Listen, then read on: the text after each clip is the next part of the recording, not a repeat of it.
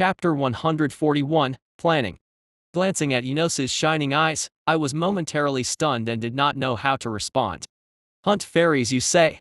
I mumbled hesitantly, to which he vigorously nodded his head in confirmation. "Yes. Brother can hunt those little pests to further enhance your control over Earth mana," he said. Unconvinced, I asked, "I know you hate them, but still, remind me, how is me hunting them going to help with anything?" "That's simple, brother. The reason why none of you have been able to encounter a fairy before is due to their use of Earth mana. Their affinity for it is quite high and they use it to hide in the forests where it's very abundant. This hinders your senses and prevents you from finding them," he carefully explained. Hearing that, my eyes widened as I did a double take on Enos, surprised by his seemingly smart suggestion. "Who are you and what did you do to my little brother?" I subconsciously asked, to which he tilted his head to the side in confusion and replied, "What do you mean, brother?" Shaking my head, I quickly corrected myself. It's nothing." I then hurriedly changed the subject. "So you think locating the fairies would help me get used to Earth mana? That's indeed a solid plan," I muttered. "Locating and hunting them." He emphasized the last part with a dangerous glint on his eyes. I don't know, Enos, it seems to me like you want to hunt them to extinction," I replied hesitantly.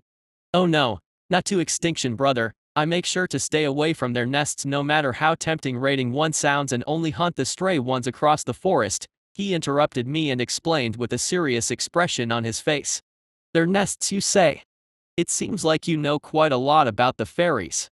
Nodding, Enos excitedly replied, "Yes, those little pests surprisingly have a society structure somewhat similar to that of the humans. Though most of them prefer to live alone, there are still a few major nests across the land," he said as his expression morphed into one of longing. I was sure that whatever he was imagining was not in any way pleasant for the fairies, hence why I interrupted him. "I'll try to search for them using Earth mana, though there is no real grudge between us, nor did they do anything particularly bad to me, so I won't be exterminating them." Hearing that, Enos looked at me with a betrayed face and spoke, "Didn't do anything to you. But what about me, brother? I'm already holding back enough by not outright raiding their nests. What's a couple of pests here and they're gone?" Nodding, I expressed my surprise as I replied, "Honestly, I still can't believe you didn't rush headfirst and attack them all. But," glancing in the direction of the cave where his miniature pyramid of skulls was, I continued, "you can't call that a couple of pests. Besides, didn't you already fulfill your revenge? Fee, they are a despicable race that deserves to be exterminated to spare the dignity of future dragons. And it is my duty to keep them in line so they would not challenge us again," he proclaimed with a self-righteous expression.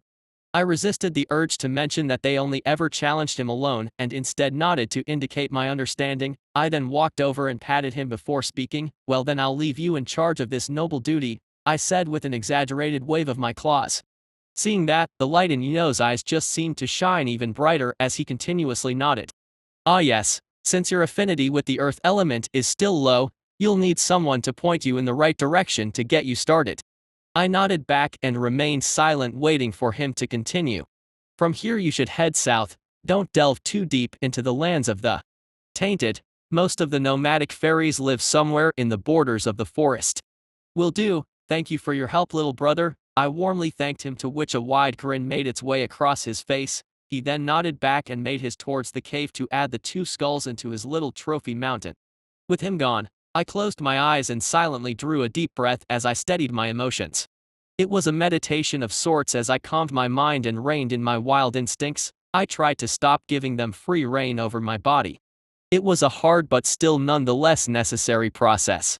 After a few minutes of getting myself ready, my eyes shot open as I exerted strength into my legs, causing the ground to crack under my enormous weight. With a mighty leap, I was quickly soaring across the sky, heading south in search of the fairies. Along the way, I tried to keep my mind sharp as I constantly studied my surroundings. Though most of it was nothing but the usual boring forest, I still nonetheless diligently scanned everything in case of sudden danger. I would occasionally catch a glimpse of a monster or beast scurrying for cover as soon as they notice my presence. Still, by the time they do, I would have already long left the area. Even though I wasn't flying with my top speeds, I was still very fast as each flap of my wings made me cover a huge distance, causing the scenery below to be always ever changing. After a while, I slowly landed on top of a small colorful hill that rose in the middle of the forest. It had no trees in it, instead, it had scarlet flowers covering its entire surface. Seeing the small hill from above was like seeing a shining light in the middle of the night. Its appearance was quite strange, and it somehow reminded me of the rainbow-colored hills I came across in the God realm. As soon as I landed, a pleasant aroma drifted to my nostrils as a calm feeling washed over me.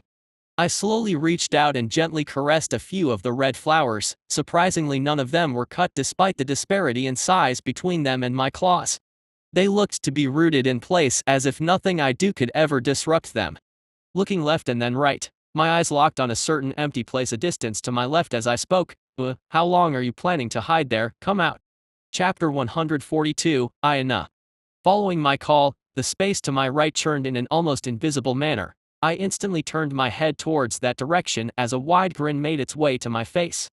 Gotcha. Not giving them any time to react, I launched myself like a predator at its prey. The moment I did, the entire scarlet hill seemed to turn hazy as the countless flowers lost their bright red color and turned into a dull normal color. The previously pleasant aroma was no more, as my nose picked up a familiar presence. A small figure was hastily retreating ahead of me, yet I did not give them any chance to do so. With the disparity in size between us, I only needed a single claw to pin the tiny fairy to the ground as it let out a panicked yelp. I had to be extremely careful not to accidentally squish the tiny thing beneath my weight. Now that the illusion was gone and the hill reverted to its normal state, I finally had time to study the little fairy squealing. Short raven hair, long pointed ears, dark abyssal eyes without any white in them, and a row of tiny sharp shark-like teeth. Her overall face would have been considered cute if not for her sinister eyes and teeth. As I was studying the little thing, it continued trying to break free as it bit and scratched at my claws, yet to no avail. I was honestly quite surprised I already encountered one so fast. Still, I now understood why they were so hard to find. Their illusions were truly one of a kind. I was almost fooled as well. Perhaps if the little fairy remained calm, she might have just gotten away. Yet that single moment of panic gave her location away. That and a few other details helped me in the overall situation. Firstly, the illusion was not perfect. From the moment I saw the hill, something just did not seem right. Perhaps due to my high sensitivity to the mana, but the second I landed, I instantly felt a tiny, almost invisible wave brush over me. Then there were the flowers. Normally, with my giant size, I would leave a few dents in the ground as I passed through. Needless to say, no normal flowers should be able to hold on under my claw. Yet these ones surprisingly did. I might have brushed it off as them being special, if not for the lack of reaction I got. It felt as if I was touching something that wasn't quite there. This was when I was almost sure that everything was an illusion, yet here came the problem. I was still unable to sense the presence of the fairy responsible. And so I took a gamble. With the Ionosa's experience fighting them, I knew that one had to be close by to maintain the illusion, and so I chose a random direction and called out for it. Had the fairy been able to remain calm, I might have not noticed, yet it panicked and I managed to catch that small ripple in the surrounding mana. Seeing that its struggle was meaningless, the fairy turned its gaze towards me. The madness that was there a second ago seemed to disappear as it gazed at me with a pitiful expression. It closed its mouth, hiding those sharp pointed teeth, and lowered its head trying to look harmless. "Oh, aren't you a sneaky one?" I chuckled. This was the first time I saw a fairy behave this way. Usually, the ones Ionos brings have eyes full of madness, almost akin to that of beasts.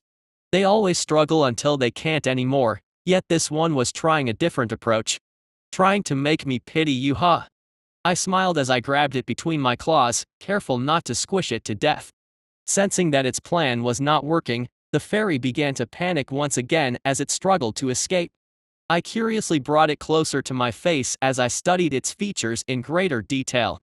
No matter how I look at it, this one seems more civilized than the others. It even has a dress of sorts. It was then that, to my surprise, the tiny fairy began to speak, and what was even more surprising was that I could understand it. "Oh, mighty dragon, guardian of the holy forest, spare this little one. It was not my intention to drag you into my illusion. I beg for your mercy, oh mighty dragon." The little fairy's voice had a childish hint to it, and for a second I was baffled as I looked at it in surprise. "You can talk?" I asked almost subconsciously, to which the tiny little thing nodded her head constantly. This little one has been thought to use my illusions to communicate with other races by the Great Mother. I beg for your mercy, O mighty dragon. She said, causing my eyes to rise in surprise and curiosity. Using the illusions to communicate, that's quite interesting, I muttered, before asking. The Great Mother. Is that your queen? Hearing my question, the tiny fairy tilted her head to the side as a confused expression made its way to her face. Q queen. She said with unfamiliarity, almost as if she did not know what the word meant. Please spare me, mighty dragon. I do not understand what this queen means. I beg for your mercy. She said as she constantly pleaded for her life. It seems like the whole using illusions to speak isn't all powerful as it seems. At least it looks like there are words and phrases she doesn't understand, I inwardly noted before nodding. Calm down. If I wanted to kill you, you'd be dead already, so. For nor answer my questions first, I said. Hearing that, the tiny fairy's eyes opened wide in surprise before she began to tap on her forehead with 2 fingers as she constantly thanked me. Thank you, O great merciful dragon. Thank you for your mercy. She said while as she continued taping her forehead. Interesting, is that how they say thank you? I mumbled, before continuing. Queen is like a leader of sorts. Is this Great Mother the leader of your people? I asked. Hearing that, the tiny fairy had an enlightened expression on her face as she replied, Ah, leader. Yes. The Great Mother is the mother of all fairies.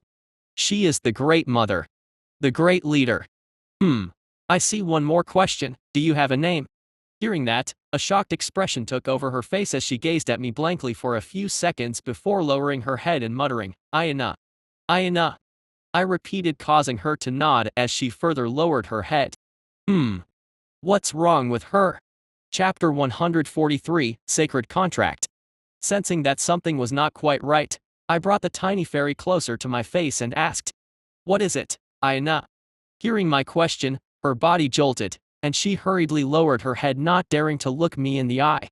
This just made me all the more sure that something was wrong. Does it have to do with her name?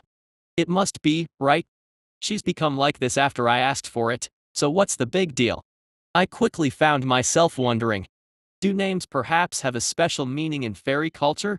I racked my brain trying to think of an explanation, yet I simply lacked the information when it came to her race. The only time I ever met a fairy before this was when Yos brought them back as trophies. After a few seconds of awkward silence, the tiny fairy sheepishly raised her head and glanced at my eyes before hastily lowering it once again as she began to mumble. What's that? I asked once again as I brought her closer to my face, trying to better hear what she was saying. Contract. Sacred contract. Sacred contract. I repeated, still not quite following what she was talking about. Hearing my puzzled tone, Ayana nodded her head and forced herself to look at me before speaking. Her eyes continued to nervously dart all over the place. If this little one can ask, what is the mighty merciful dragon's name? She asked hesitantly, her body was shaking in my hands from fear. Isn't this a bit too much? It's worse than when I just caught her, I inwardly mumbled before shrugging it off. My name is Ether, I proudly replied, to which she suddenly froze, her eyes widened in shock and disbelief for a second before something ridiculous abruptly occurred. Her tiny body began to shine with a bright yellow color as I sensed the mana stored within my soul space sphere. The cosmic and dark mana remained undisturbed, while the water mana had a tiny, almost invisible ripple. The one that had reacted the most was the meager amount of earth mana I had. I instantly closed my eyes and sank into my soul space, trying to understand the changes that were happening. A faint familiar power had created a tiny thread linking the mana inside my soul space to the little fairy held in my hands. This power. It was the natural law, the power that protected the blood and prevented me from wielding it. It was also similar to what the knights in the human kingdoms were using. Just what is going on? Is this the sacred contract she was talking about? I mumbled in confusion. The tiny thread of law power linked me to the tiny Ayana. At that moment, nothing was hidden away from me. I could see her everything. It almost felt like she had opened her heart and soul to me, and if I so wished, I could instantly kill her with but a thought. If I had to compare the feeling to something, then I guess this is what would happen to me if someone ever gains access to my soul space. The tiny link of law power was attempting to draw the mana from my body and into Ayana's, Yet although there was a reaction from my mana, it didn't follow the strange yet familiar power. It was almost as if the mana was waiting for my command. Interesting, so this sacred contract is like pact of sorts, one which links the souls of both targets. I feel like I could strengthen Ayana if I want to, or even take away what meager amount of power she has, though I'm not sure how useful that would be. Thinking along those lines, I couldn't rein my curiosity as I found myself wondering what would happen if a fairy was boosted by the mana of a dragon. The image of a tyrant little figure soaring through the sky raining hell on the land was almost comical, causing a chuckle to escape my mouth. Shaking my head, I cleared my mind before I began thinking about this seriously. I had just met Ayana, though with me holding access to what is basically her soul, it feels like I knew her for a much longer time than that. Her memories were laid bare before me. Her time back in the nest, the figure of the mysterious Great Mother teaching her how to speak. Her joys, her sorrows, nothing was hidden from me. From a life inside the nest to a life as a nomad with no place to call home. I saw it all, her struggles to survive after getting exiled due to her crippling a fairy with higher status. Her hunting methods as she lured weaker prey with her illusions, trapping them inside before finishing them off. I saw everything all the way until she met with me.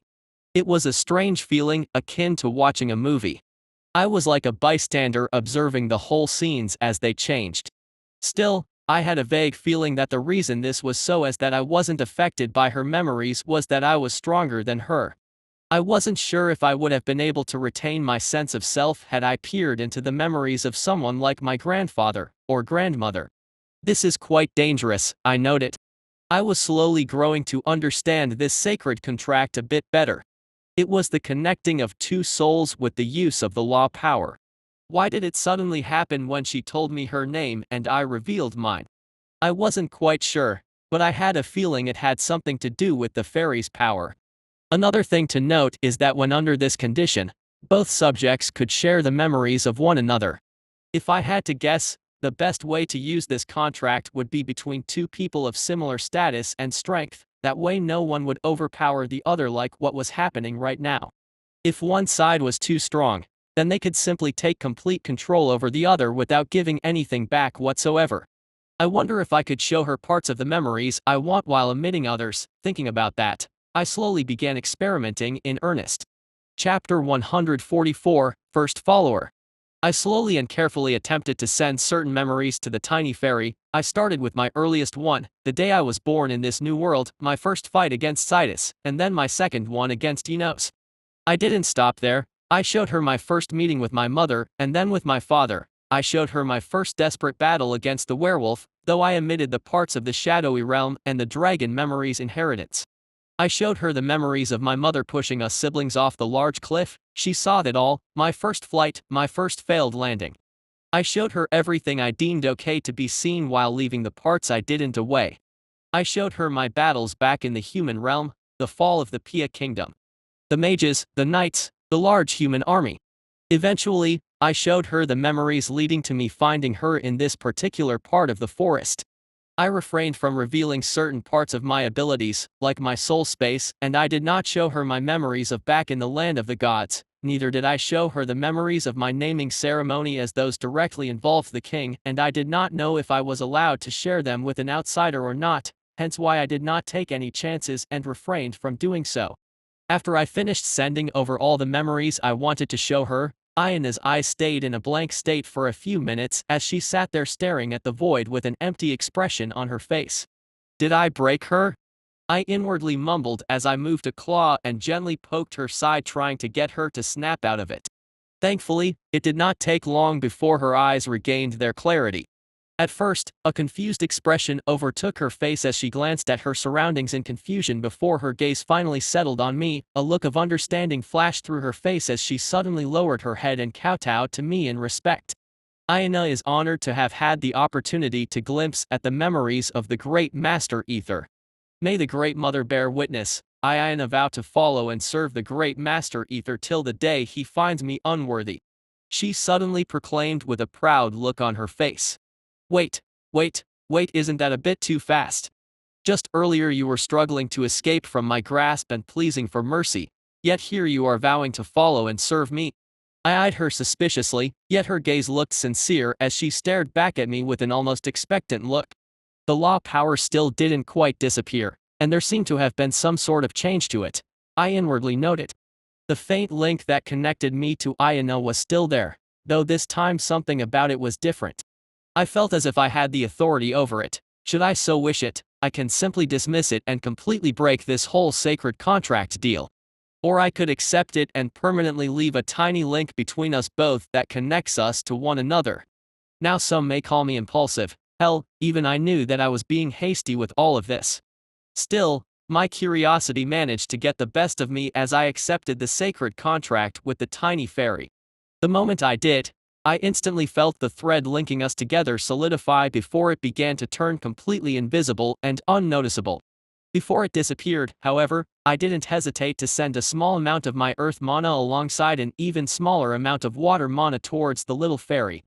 Earth mana move complied without a problem, though the water element was a little reluctant. Still, it also acknowledged my request and flowed towards Ayana. For a second, nothing out of the ordinary occurred. My mana flowed through the law thread and disappeared inside Ayana's body. Just as I was thinking that the experiment was a failure, a bright dazzling light erupted from within the tiny fairy's body, forcing me to shield my eyes for a second. It did not take long before I felt a new connection establish itself within her body. My mana had integrated with hers, yet I was still able to influence it to a certain degree if I so wished for it. Ayana's body also underwent a significant change. Firstly was her height. She was no longer as tiny as before, and instead, if I had to guess, she was now as large as an adult human. Her hair had a tint of dark blue to it now, while her obsidian eyes had streaks of brown within them. Her large wings, on the other hand, resembled a deep burnt umber color. The change is mostly due to the amount of mana I released. Though I'm not sure if she would have been able to handle more in the first place, I inwardly mumbled as I waited for her to finish inspecting her body. The shock and disbelief were clear in her eyes as she kept glancing at her own hands and then back at her wings. Her mouth kept opening and closing, and for a second no words managed to come out. Eventually, she just gave up and simply gave me a deep bow full of respect and worship. I must say though, the change in attitude is very drastic, I chuckled before nodding back and ushering her to stand up. You should be able to use water mana after my blessing, correct? I asked just to make sure. Hearing my question, she didn't directly reply and instead glanced at her hands for a second before closing her eyes in concentration. Her wings faintly glowed as I felt her channel the water mana through her wings and into her open palm as a small water orb appeared. Seeing that, her face bloomed into a smile as she turned to look back at me with a face that seemed to be asking for praise. I did not disappoint you, Master Ether. She beamed, to which I chuckled and replied with a nod. Not bad, you did well. With that, I guess it was correct to say that I had gained my first servant and follower, a fairy. I would have been lying if I said I wasn't excited. With the law thread between us, it felt as if I had known Ayana for a very long time, which helped me get used to her presence rather quickly.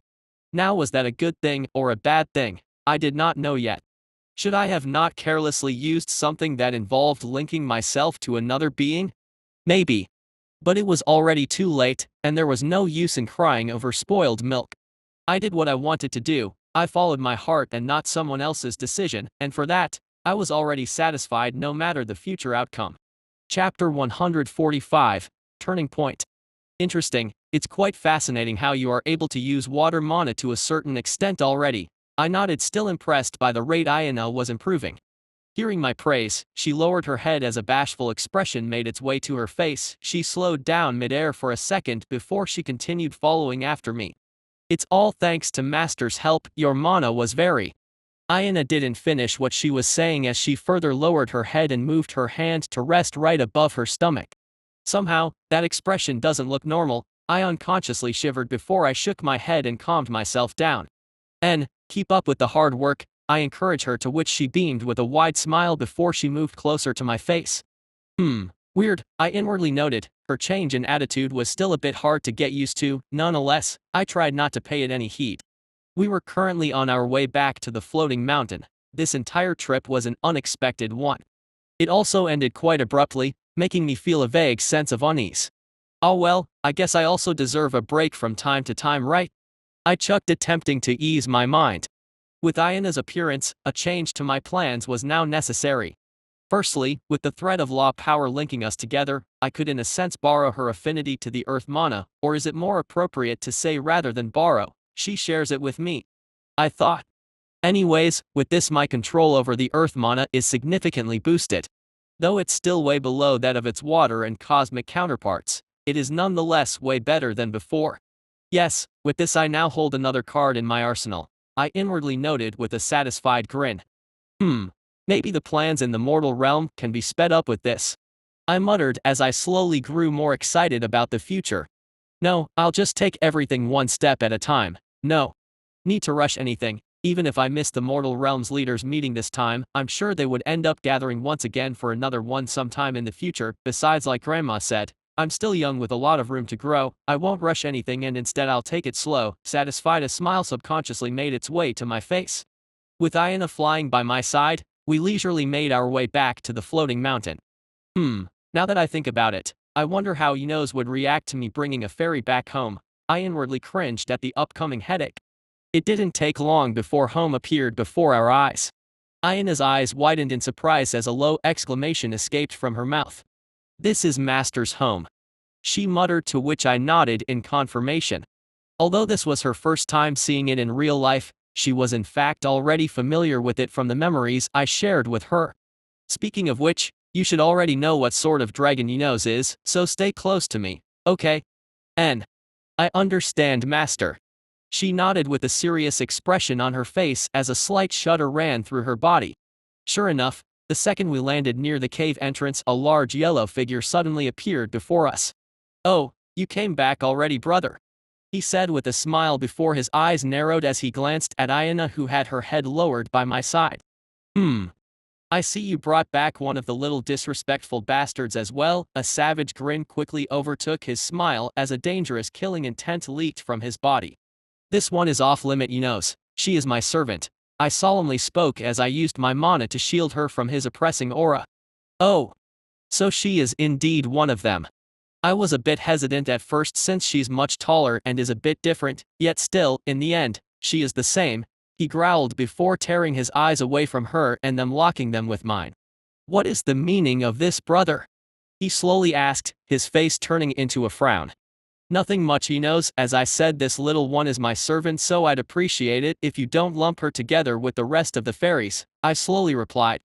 Brother, you know what they did to me, right? Are you trying to mock me by bringing one back home? He said while taking a deep breath, trying to calm himself down. I lightly shook my head and calmly replied, no, you are my little brother, there is no way I would do such a thing as mock you. But I wasn't lying when I said this little one is my servant. She isn't quite the same as the other fairies that attacked you. Ayana is smart, right? I asked as I turned to glance at her. As if reading my mind, the tiny fairy's body lightly shook before she stepped forward and gave a deep respectful bow towards Enos and spoke. Ayana gives her respect to the great earth dragon Enos, brother of Master Ether. I humbly ask for the great dragon Enos's forgiveness due to the inconsiderate actions of certain fairies. They were young and foolish and did the unforgivable by insulting your honor, saying that. She further lowered her head. Faced with her sincere apology, Enos was taken back for a second. His eyes moved from her to me and then back to her. His overbearing aura slowly receded as a conflicted expression made its way to his face.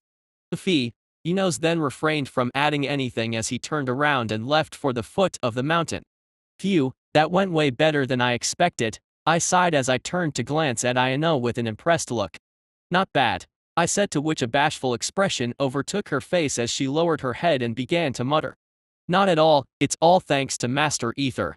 With a smile, I turned around to glance at the entrance where Imi and Essie were both looking over with curious expressions on their faces. Come on, time to meet the others, I said and walked over to them, Ayana right behind me. Brother, Imi greeted me with a respectful expression, while Essie had her eyes glued to the tiny fairy. Big brother, this is your servant. She is small like me. And she got wings. Does that mean she can go flying with me, big brother? She asked with shining eyes, to which I chuckled and gently patted her head with my tail. Yes, now be nice to her, okay? Yes. Saying that, Essie directly ignored me and rushed towards Ayana and asked, What's your name, little fairy? Do you like to fly? Letting the duo get to know each other, I moved to sit down next to Emmy as a yawn escaped my mouth. Mother and father are still not back, I asked, to which she shook her head. That's strange, Essie didn't pass her rite of passage either, just where are they? Emmy silently nodded in agreement. Oh well, I'm sure they are okay, I mean it's father and mother we are talking about minus I wasn't able to finish my sentence as my head subconsciously glanced upwards towards the sky. Dark clouds that weren't there seconds ago covered the blue sky as red lightning streaked across followed by a loud boom. What the minus? It all happened so abruptly that I had no time to react. The dark clouds were suddenly parted as a huge red figure came crashing down a distance away from us causing the land to shake. Wait, what the foo minus? Chapter 146, The Change. Dust rose covering the enormous figure that crashed down. Who had left moments ago came rushing back to my side. He didn't move head on and instead decided to group up. Still, this wasn't the time to be surprised. Essie. Down now. I urgently called out to her. Thankfully, she didn't delay and seconds later she was already seated on top of my head, her tiny body shaking. Emmy, who was laying leisurely by the side, was now standing at attention, her body constantly leaking a dangerous aura as her scales began shining with a bright white color. At some point, a dark cloud suddenly appeared to my left as Sigis's figure materialized. His eyes were bloodshot as he stared at the giant figure collapsed a distance away from us and then back towards the dark clouds in the sky. Red lightning flashed endlessly, followed by a thundering boom. My dragonic instinct screamed danger at me as I felt a dangerous aura looming overhead. Tearing my attention away from the sky, I looked back at the collapsed red dragon. Fuck me, father. My voice cracked, yet I did not dare move carelessly. The constant rumbling of the thunder felt akin to a blade hanging above my head threatening to descend at any given second. Yos's eyes were bloodshot as he looked at father's collapsed figure. His fate was still unknown as blood oozed from his pores. Most of his scales were broken, some were directly torn off. This was the first time I had ever seen the mighty figure of my father in such a sorry state. Brother, what do we do? Asked Enos through gritted teeth. He could barely hold himself from rushing to father's side, and he wasn't alone. All of us were anxious, yet we simply could not make a move. The dangerous aura was suppressing us, preventing us from moving. It vaguely reminded me of the aura that surrounded the stairway during my naming ceremony. Back then all of the younglings were forced to walk, yet thanks to my affinity with the cosmic mana, I didn't have it hard. This time, however, it was completely different. I could feel that the owner of the aura was not even locked into us, yet even so, we were already this helpless. Think ether, think. The gods. No, that's impossible, though I didn't meet a lot of them, according to grandmother, and from what I saw back in Amanita's ruined battlefield, none of them should be able to overwhelm father like this, unless they ganged up on him, but even so, what would they gain from doing that? So if not the gods, then the shades. A silent curse escaped my mouth as I tried to make out what was happening behind the dark clouds. My senses told me that a fight was unfolding high above, yet the current me was not qualified to participate. Fuck, what do we do? Run. Run where? Wait, Grandma? My mind was spinning as I tried to think of a way out of this. Emmy, who was constantly emitting a bright holy light, urged me from Rite. Brother, we have to move. As soon as she said that, a small obsidian meteor came crashing from the sky and into the land below, a distance away from our floating mountain. After the first one fell, countless others followed. Not giving us any time to react, a dozen obsidian meteors came crashing towards our mountain. Careful. Without thinking, I summoned a large water shield surrounding us all, including father's unmoving figure. Yet to my surprise, the second the first meteor came close to the mountain, an abnormally bright light shone from the peak where the dragon statue was situated. Following that, a transparent bluish shield materialized, encompassing the entirety of the mountain. The second the meteors came in contact with it, a faint dragon cry echoed out before they completely evaporated. The statue. Sidus mumbled with a shocked expression. Emmy and Enos were equally surprised while Essie surprisingly didn't seem to care much about anything that was happening, her eyes instead were glued on father's body. Before anyone could react, an abrupt strong gust of wind suddenly carried father towards us. Essie, who was seating on top of my head, jumped down with a focused expression, her legs were shaking yet she prevailed, slowly bringing father closer. Snapping out of it, I hurriedly called out to the others, "Quick, help Essie." Saying that, I instantly summoned a gentle wave, helping drag him along. Due to the insane pressure, our control over the mana seemed to be severely crippled, preventing us from using our full strength. Seeing that, Imi and Sidus hastily directed their mana to help out. Slowly but surely, Father drew closer to us before we finally managed to set him down. A gasp escaped Essie's mouth as we glanced at Father. I knew it was bad, but I didn't think it was this bad. I inwardly muttered with a solemn expression. His body was littered with wounds of varying sizes, with a glaring one on his chest. "It's a damn hole." I gulped, and that wasn't even the worst of it. Father was missing his right front limb, while half of his tail was cut off. Without much time to think about it, I instantly channeled whatever water mana I could use to start healing his wounds, as I could still sense a very faint life sign from him, causing me to let out a sigh of relief. Of course, Father can't die just like that. I tried to reassure myself. My water mana slowly but surely managed to close the various tiny wounds and cuts, yet the more glaring ones remained. Something was interfering with my mana, preventing it from closing the wounds. I couldn't do much to stop the bleeding, and as if sensing that, Imi quickly moved to my side and began to channel her holy mana to help. "Imi." She glanced at me and replied, "I can help stop the bleeding, but I can't close the wounds." Nodding, I quickly answered, "That doesn't matter, it's already better than doing nothing."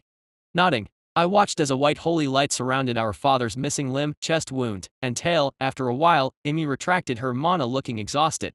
To my surprise, the wounds appeared almost as if they were burned, as his flesh seemed to close off. I turned to glance at her, after which she shook her head. "It's only a temporary solution, brother. Father needs immediate care." Just what the hell is going on? Chapter 147, First Encounter. The sounds of explosions carried over as the overwhelming aura prevailed. The shield that suddenly sprang up to protect our floating mountain was still intact, yet as the meteors continued to bombard it, I wasn't sure for how long it would remain.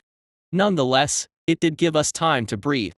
Essie nervously glanced at Father and then back at me, her big eyes seemingly asking me what to do. Yunos was barely restraining killing intent as he tried to make out what was happening beyond the clouds, while Imi and Sidus stood side by side for the first time in a long time, with neither of them picking a fight. Ayana, my newest tiny fairy servant, was floating next to me with an uneasy expression on her face. For a while, we all simply stood there as giant obsidian rocks constantly crashed from the sky, red streaks of lightning occasionally flashing by, followed by an ear-deafening thunderclap. The scene was akin to that of an apocalypse. Sidus suddenly glanced at me and asked, "What should we do, brother?" All eyes then turned to me as everyone waited for my reply. I was the strongest and the eldest, hence the leader by default. "Should we leave the mountain?" asked Yunos hesitantly, to which I shook my head. "No, that's not going to work. Firstly, look at the meteors. We are safe here with the shield protecting us, but once we go out there..." I motioned with my head towards the ruined forest below as countless craters, smoke, and fire erupted. Everyone had a solemn expression faced with that scene of destruction. Besides, we still have Father with us. I'm not sure how far the aura extends to, but with it, it's going to be hard carrying him away even if all of us help, I added, to which Imi and Sidus nodded in understanding. Yunos gritted his teeth and turned to glare at the sky, while Essie was eerily quiet as she watched the clouds. "What is it, Essie?" I carefully asked. "There is something there, big brother," she replied while gesturing to the clouds. "The wind tells me it's dangerous," she added softly. "Can you see what it is?" asked Sidus with a frown. Shaking her head, she answered, "I can't see it directly, but I can sense it. There is more than one." "What else can you sense?" anxiously asked Imi. "A lot of dragons are fighting against something bad." Saying that, she suddenly turned to me and snuggled at my side and whispered, "Big brother, I'm scared." Seeing that, I lowered my wing to cover her and brought her closer to me as I tried to calm her nerves. Sidus, Imi, and Yunos turned towards me, with Sidus speaking first. "So it's battle." "That would make sense given Father's injuries," solemnly replied Imi. Essie said, "Other dragons are fighting against something bad, could it be?" added Yunos with a serious expression. I slowly nodded with a frown. "The shades. Did they breach the plane?" asked Sidus as dark mana began to gather around him. "I don't think they have yet, seeing as we are still okay for now. Though if anything things don't look too good, I responded. What about grandmother, didn't you say she was strong, brother? Asked Emmy. She is, and I'm sure she would know what is going on, and though it's still too dangerous to leave the shield, I shook my head. So now what? Impatiently asked Enos. I took a deep breath to calm myself down before I replied, now, I guess we wait. Then let's get father back into the cave, said Citus, to which I nodded. Leave it to me, said Enos. He then stepped up to father's head and bit him by the horn before he proceeded to drag him inside purely using his physical strength only. I raised my eye at his display of strength before we all quickly followed him inside. The sound of thunder was a bit muffled inside, yet the various openings in the ceiling kept us updated with what was going on outside. Essie, I'm going to need you to stay next to father and help us take care of him, okay? I gently said as I encouragingly moved her next to him.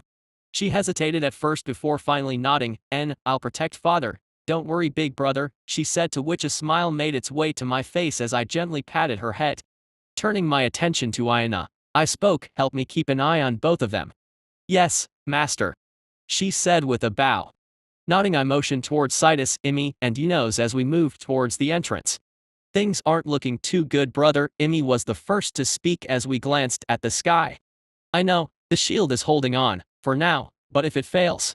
I'm not that concerned about the shield, as I am about whatever the other dragons are fighting, said Citus.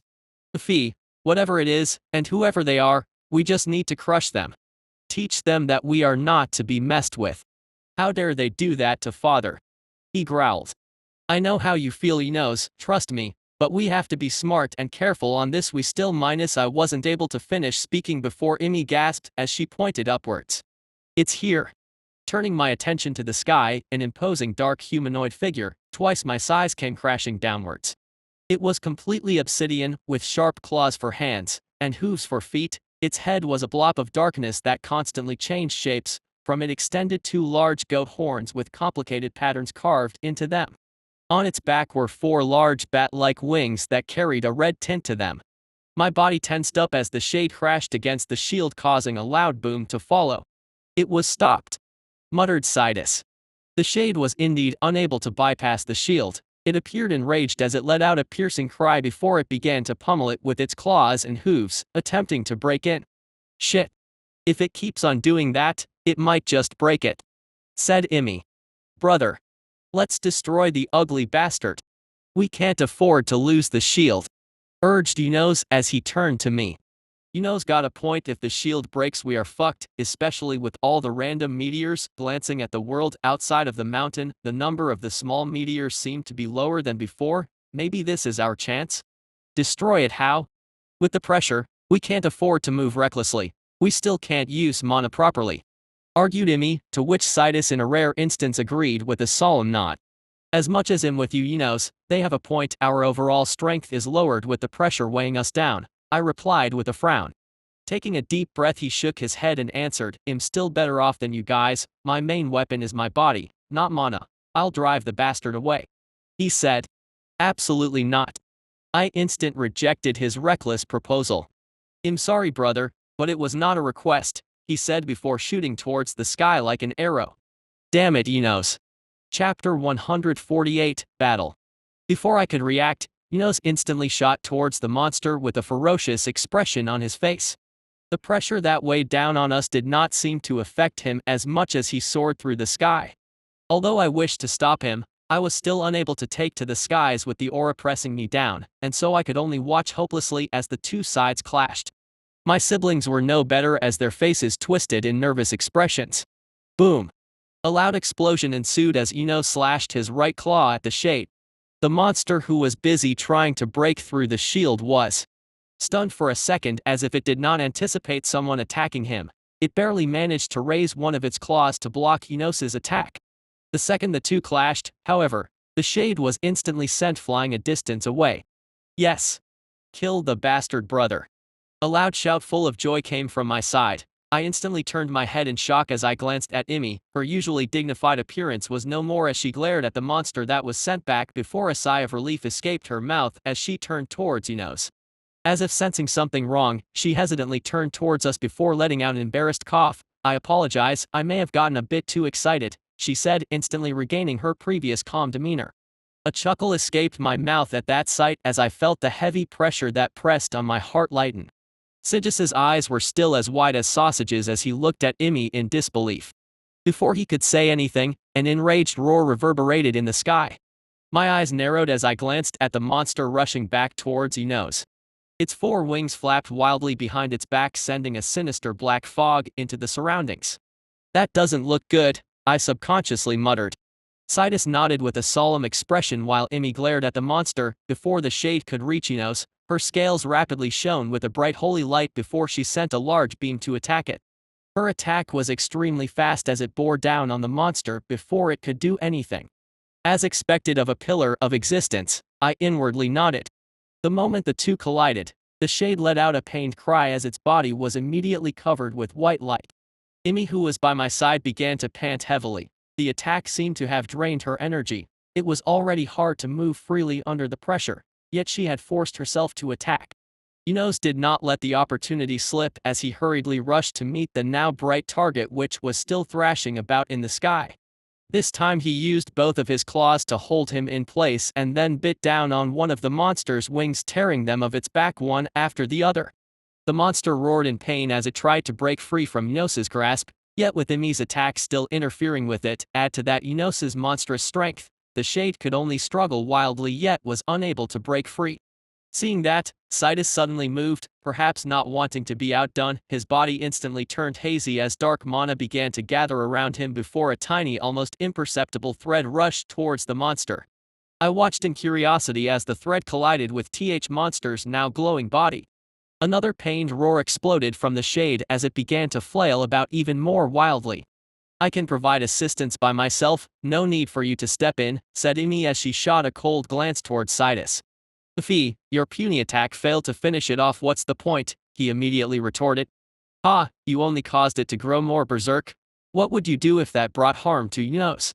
She rolled her eyes. Seeing that the two were about to continue fighting, I stepped in to stop them. "Enough, now is not the time." After I spoke up, the two glared at each other for a second before they turned their attention back to the sky. After Siggis's attack, Enos's eyes flashed brightly as he forcefully tore one of the monster's arms off before opening his maw to bite its head off.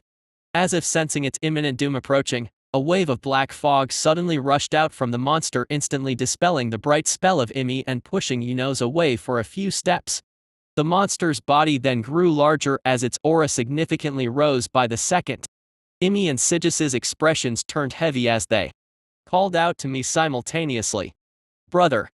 "I know," I replied before I immediately reached out inside my soul space. The incomplete dragon statue in the middle steered as a wisp of cosmic mana rushed out from my body and into the dark sky above. "Kill," I commanded, my voice booming in our surroundings, as my killing intent rushed out. Whatever the shade was about to do, it was dangerous. Imi could feel it, Sidus could feel it, and I could feel it. If I delayed any longer, then Enos would be in danger. Before anyone could react, the dark clouds in the sky suddenly parted for the first time, revealing what was beyond. Everyone raised their gazes upwards as expressions of shock and bewilderment took over our faces.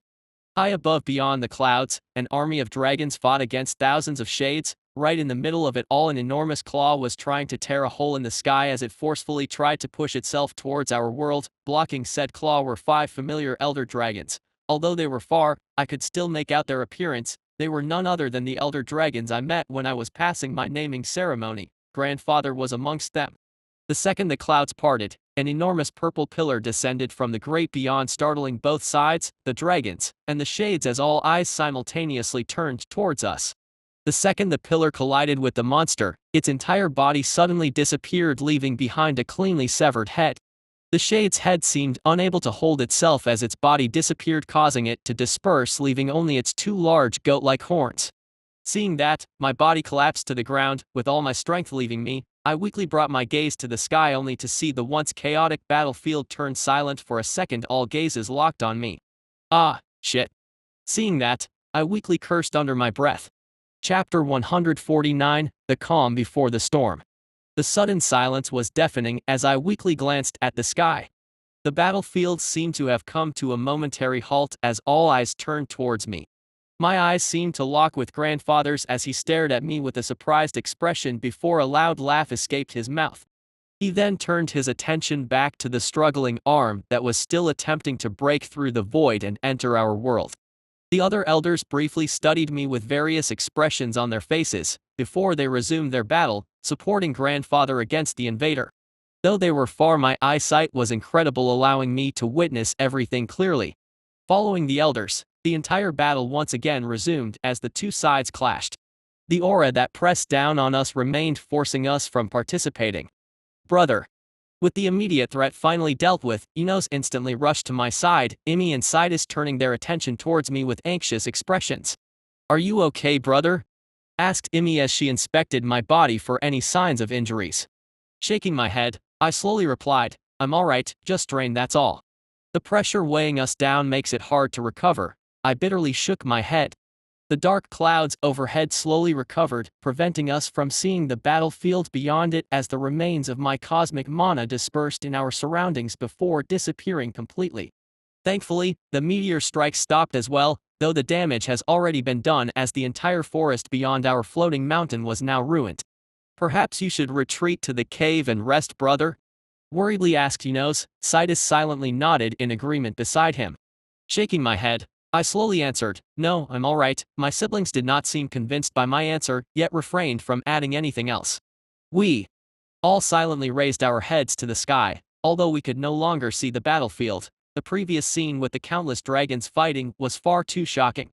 "The shades are invading," muttered Imi absent-mindedly.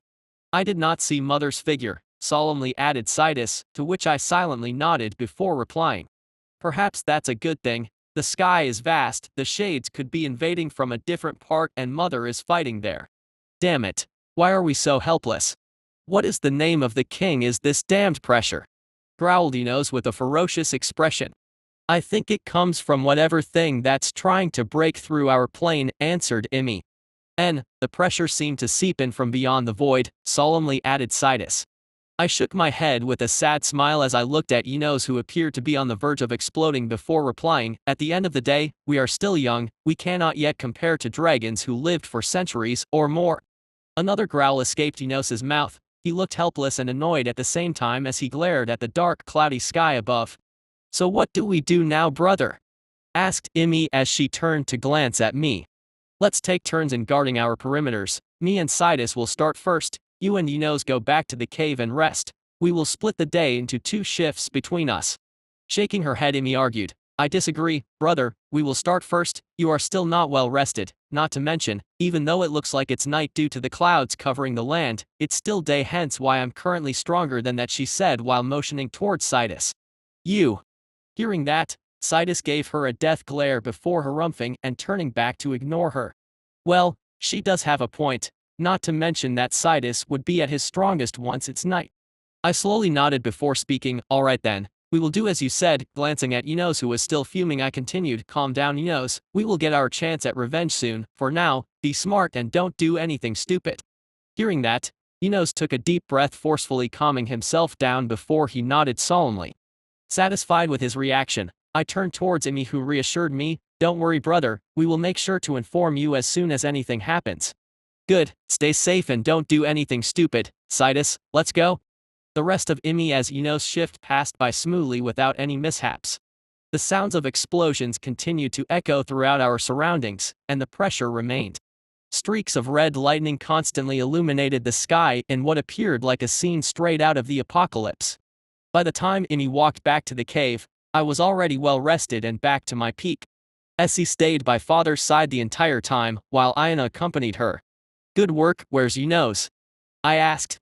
"He is still keeping an eye outside. He said he'll head back once you guys settle down," she explained. Okay then, get some rest, we will be heading out," I answered, to which she replied with a nod, "Stay safe." The moment I stepped out of the cave, the gloomy sky which continuously flickered red greeted me. I took a deep breath, calming myself. My body was slowly getting used to the pressure that weighed on us, and although I was far from being able to move as freely as I wished, it was nonetheless better than before. "Brother," called out Enos as he jumped down from the giant rock he was resting on top. "Good work, anything strange happened?" Besides the entire battlefield above our heads, you mean?" No, none of those bastards dare attack us anymore, he replied with a savage grin. Maybe they are simply too occupied to bother with us, said Citus by my side. Fee, harumphed nose before making his way back to the cave. He'll be heading back first, you guys stay safe. Both of us nodded in reply and watched him go. So, how do we do this, brother? Now, with the presence of dark mana being so abundant, I'm quite sensitive to any ripples, so it shouldn't be a problem for me to guard the mountain by myself even. You can continue resting if you'd like. You did use a lot of mana earlier, he said with a concerned expression. Who do you think I am? I'm alright, I tell you. Focus on yourself and don't worry about me, I chuckled. For now, I'll climb to the peak. I'm a bit curious about the dragon statue there, I added, to which Citus nodded and replied. Alright then, brother, I'll patrol the borders while you do. With that, I turned around and slowly climbed my way to the peak as my boy moved almost subconsciously. My mind, on the other hand, was thinking of something else. Just where is Grandma? I inwardly mumbled. Chapter 150, Suspicions. Although the pressure was uncomfortable, it did not prevent me from slowly scaling the mountain. My body was strong and big enough, making it so I had no problem with such a task. Not long after, I found myself standing on the peak. Right in the middle was the dragon statue, constantly emitting a bright blue light that connected it to the sky above by a thin thread. So you are the one that protected us, I mumbled as I glanced at the sky where the shield covered our mountain and then back at the still glowing statue. As I tried to figure out what power the statue was using, a frown quickly made its way to my face. How strange, I can't seem to recognize it. It's neither law power nor does it seem to be mana. My frown deepened as I stepped closer to the statue and activated my spirit vision. The scenery quickly changed before me. My eyes widened in surprise as I blinked in disbelief. I was wrong, I muttered. Surrounding the dragon statue was a large amount of strange, unfamiliar mana compressed into an orb shape. The orb of mana hovered above the dragon's head, giving off an extremely bright light that made me frown. Yet what surprised me the most was not the mana, but the power of law that surrounded it. This was the same power that protected the blood and the same power that the human knights used, and here it was again, this time working to what seemed like keeping the orb of mana in place and acting as a shield. No, a prison, I inwardly mumbled. Although the orb of mana was too bright, I still managed to see flashes of what looked like elements floating within. This? What is this? My eyes squinted as I studied it in curiosity. After a while, I slowly turned my attention to the law power. This mysterious power seemed to follow a complicated pattern. Unfamiliar runes floated about, giving off a faint golden hue. The runes appeared to be from an ancient language, one that I had never seen before. Wait. My eyes widened in shock as I recalled something. The monster behind that ancient door. My breathing turned ragged as I hurriedly took a few steps back away from the statue and the strange runes around it. Seeing that nothing happened after a while, I slowly shook my head to calm myself down. No, although there are similarities, they are not quite the same, I muttered to myself as I hesitantly moved closer to get a better look. Indeed, they look somewhat similar, but are still different. I slowly nodded in confirmation. A silent sigh of relief escaped my mouth unconsciously. The last thing we need is more problems right in our backyard. I shook my head and began to compare the two runes. I slowly circled the statue, studying the floating ancient letters from all sides. After a while, my eyes brightened as I slowly nodded. The first main difference between them is without a doubt their aura, I inwardly noted. While one was extremely sinister, giving off an unpleasant feeling, this one seemed rather just. I didn't want to say holy, since that did not seem to be it, but I didn't quite understand it myself either. The aura the runes before me gave off was almost akin to that of indifference. Faced with such aura, the first thing that came to my mind was strangely the figure of the king as he watched over the world from above with an indifferent gaze, treating everything and everyone below the same. No one was above the runes, no one was above the law. No matter who you were, you could only follow the law. Interesting, this seems to be the opposite of the runes from that ominous door. What exactly does that mean? I silently wondered. My eyes were subconsciously drawn to the dark, cloudy sky. Although I could not see it, my memory was still fresh as I recalled the sight I have seen earlier. The countless dragons fighting against the shades, the enormous hand trying to break into our plane. My gaze slowly drew back to the runes before me as I frowned. But why are they similar? And why does this feel like the king's? Is there some sort of relationship between them? My gaze turned sharp as I glanced at the sky. No, there must be something. I took a deep breath to calm myself down as various thoughts swirled in my mind. The shades, what exactly are they?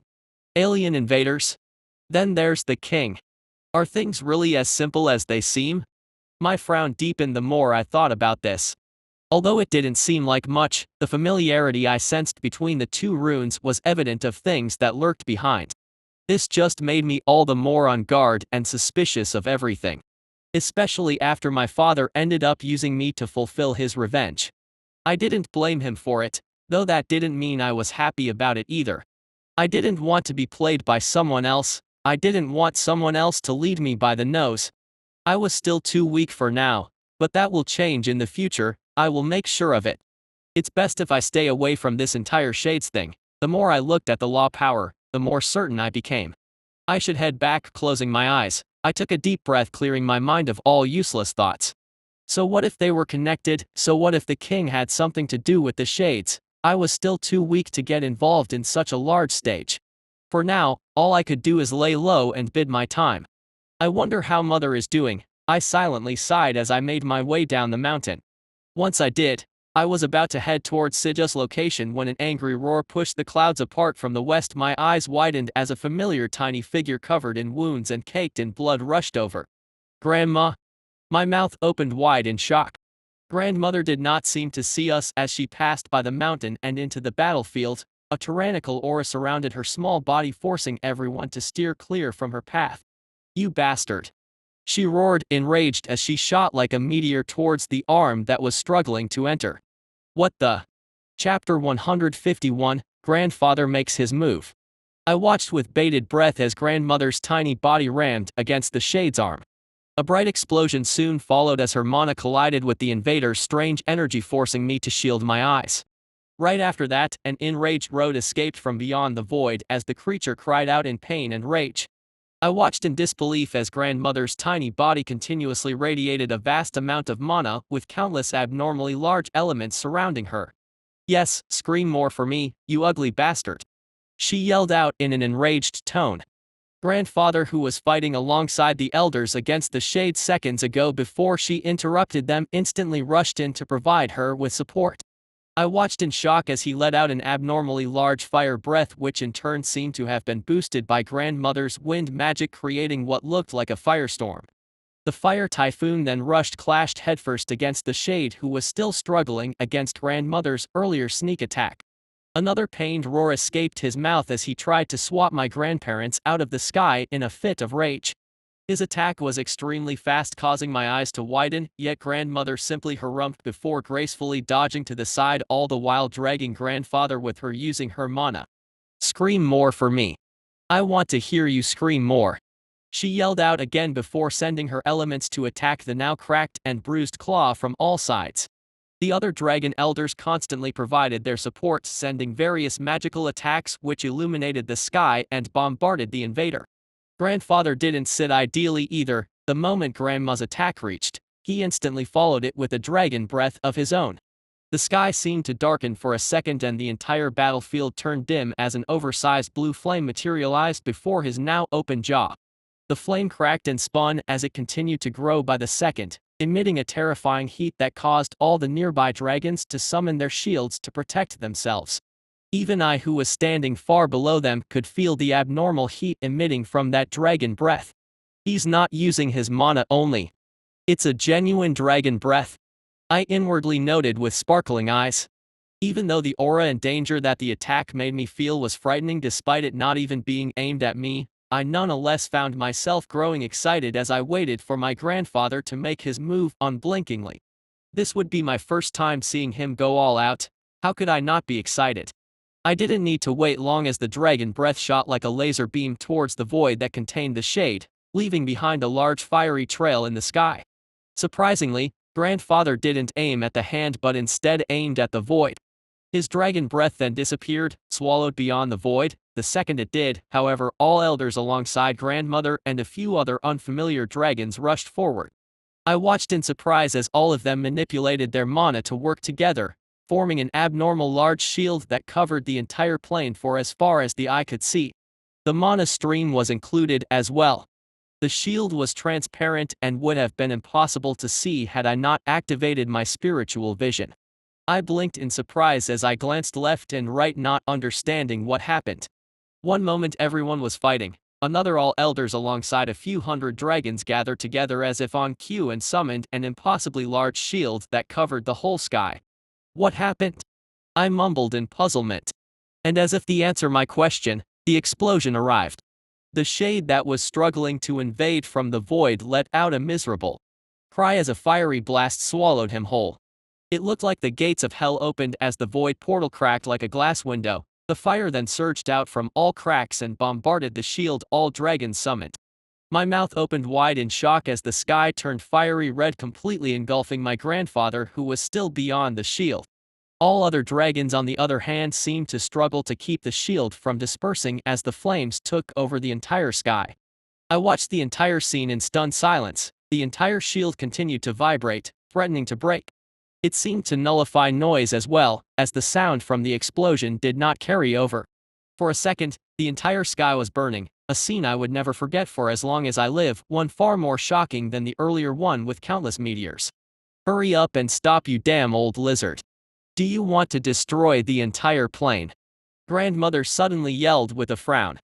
To my immediate surprise, the entire sea of fire suddenly surged backward at an alarming speed before compressing itself into a tiny spinning flaming ball before my grandfather's unscathed figure.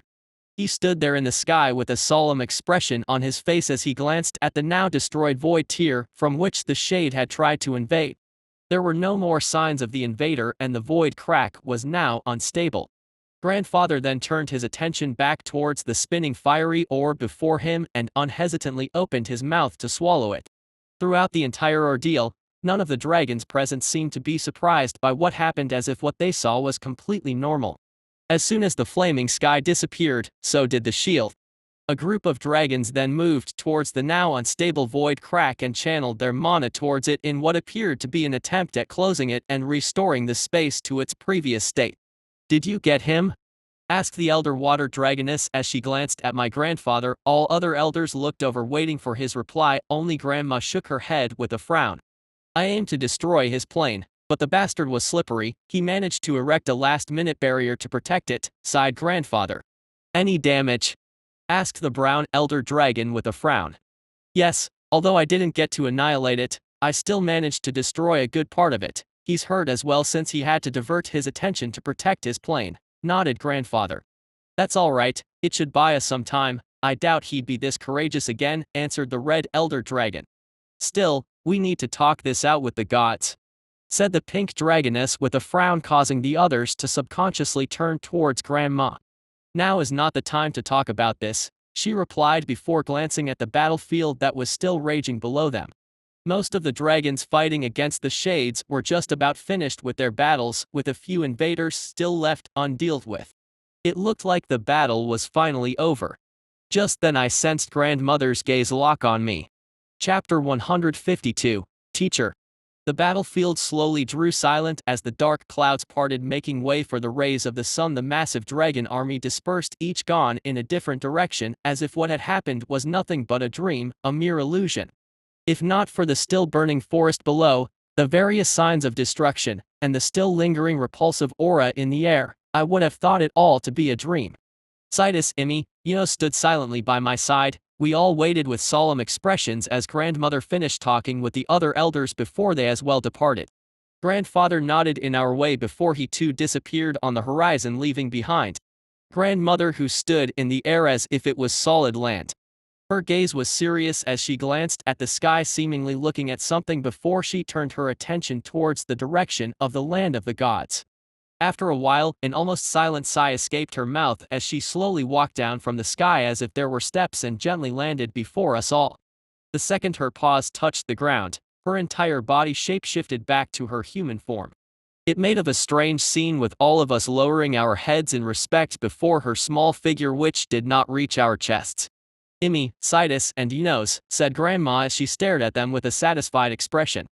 Since I already informed them of who she was before she landed, the trio was on their best behavior. Even Yunos had a look of awe and deep respect in his eyes as he kept sneaking glances at grandmother.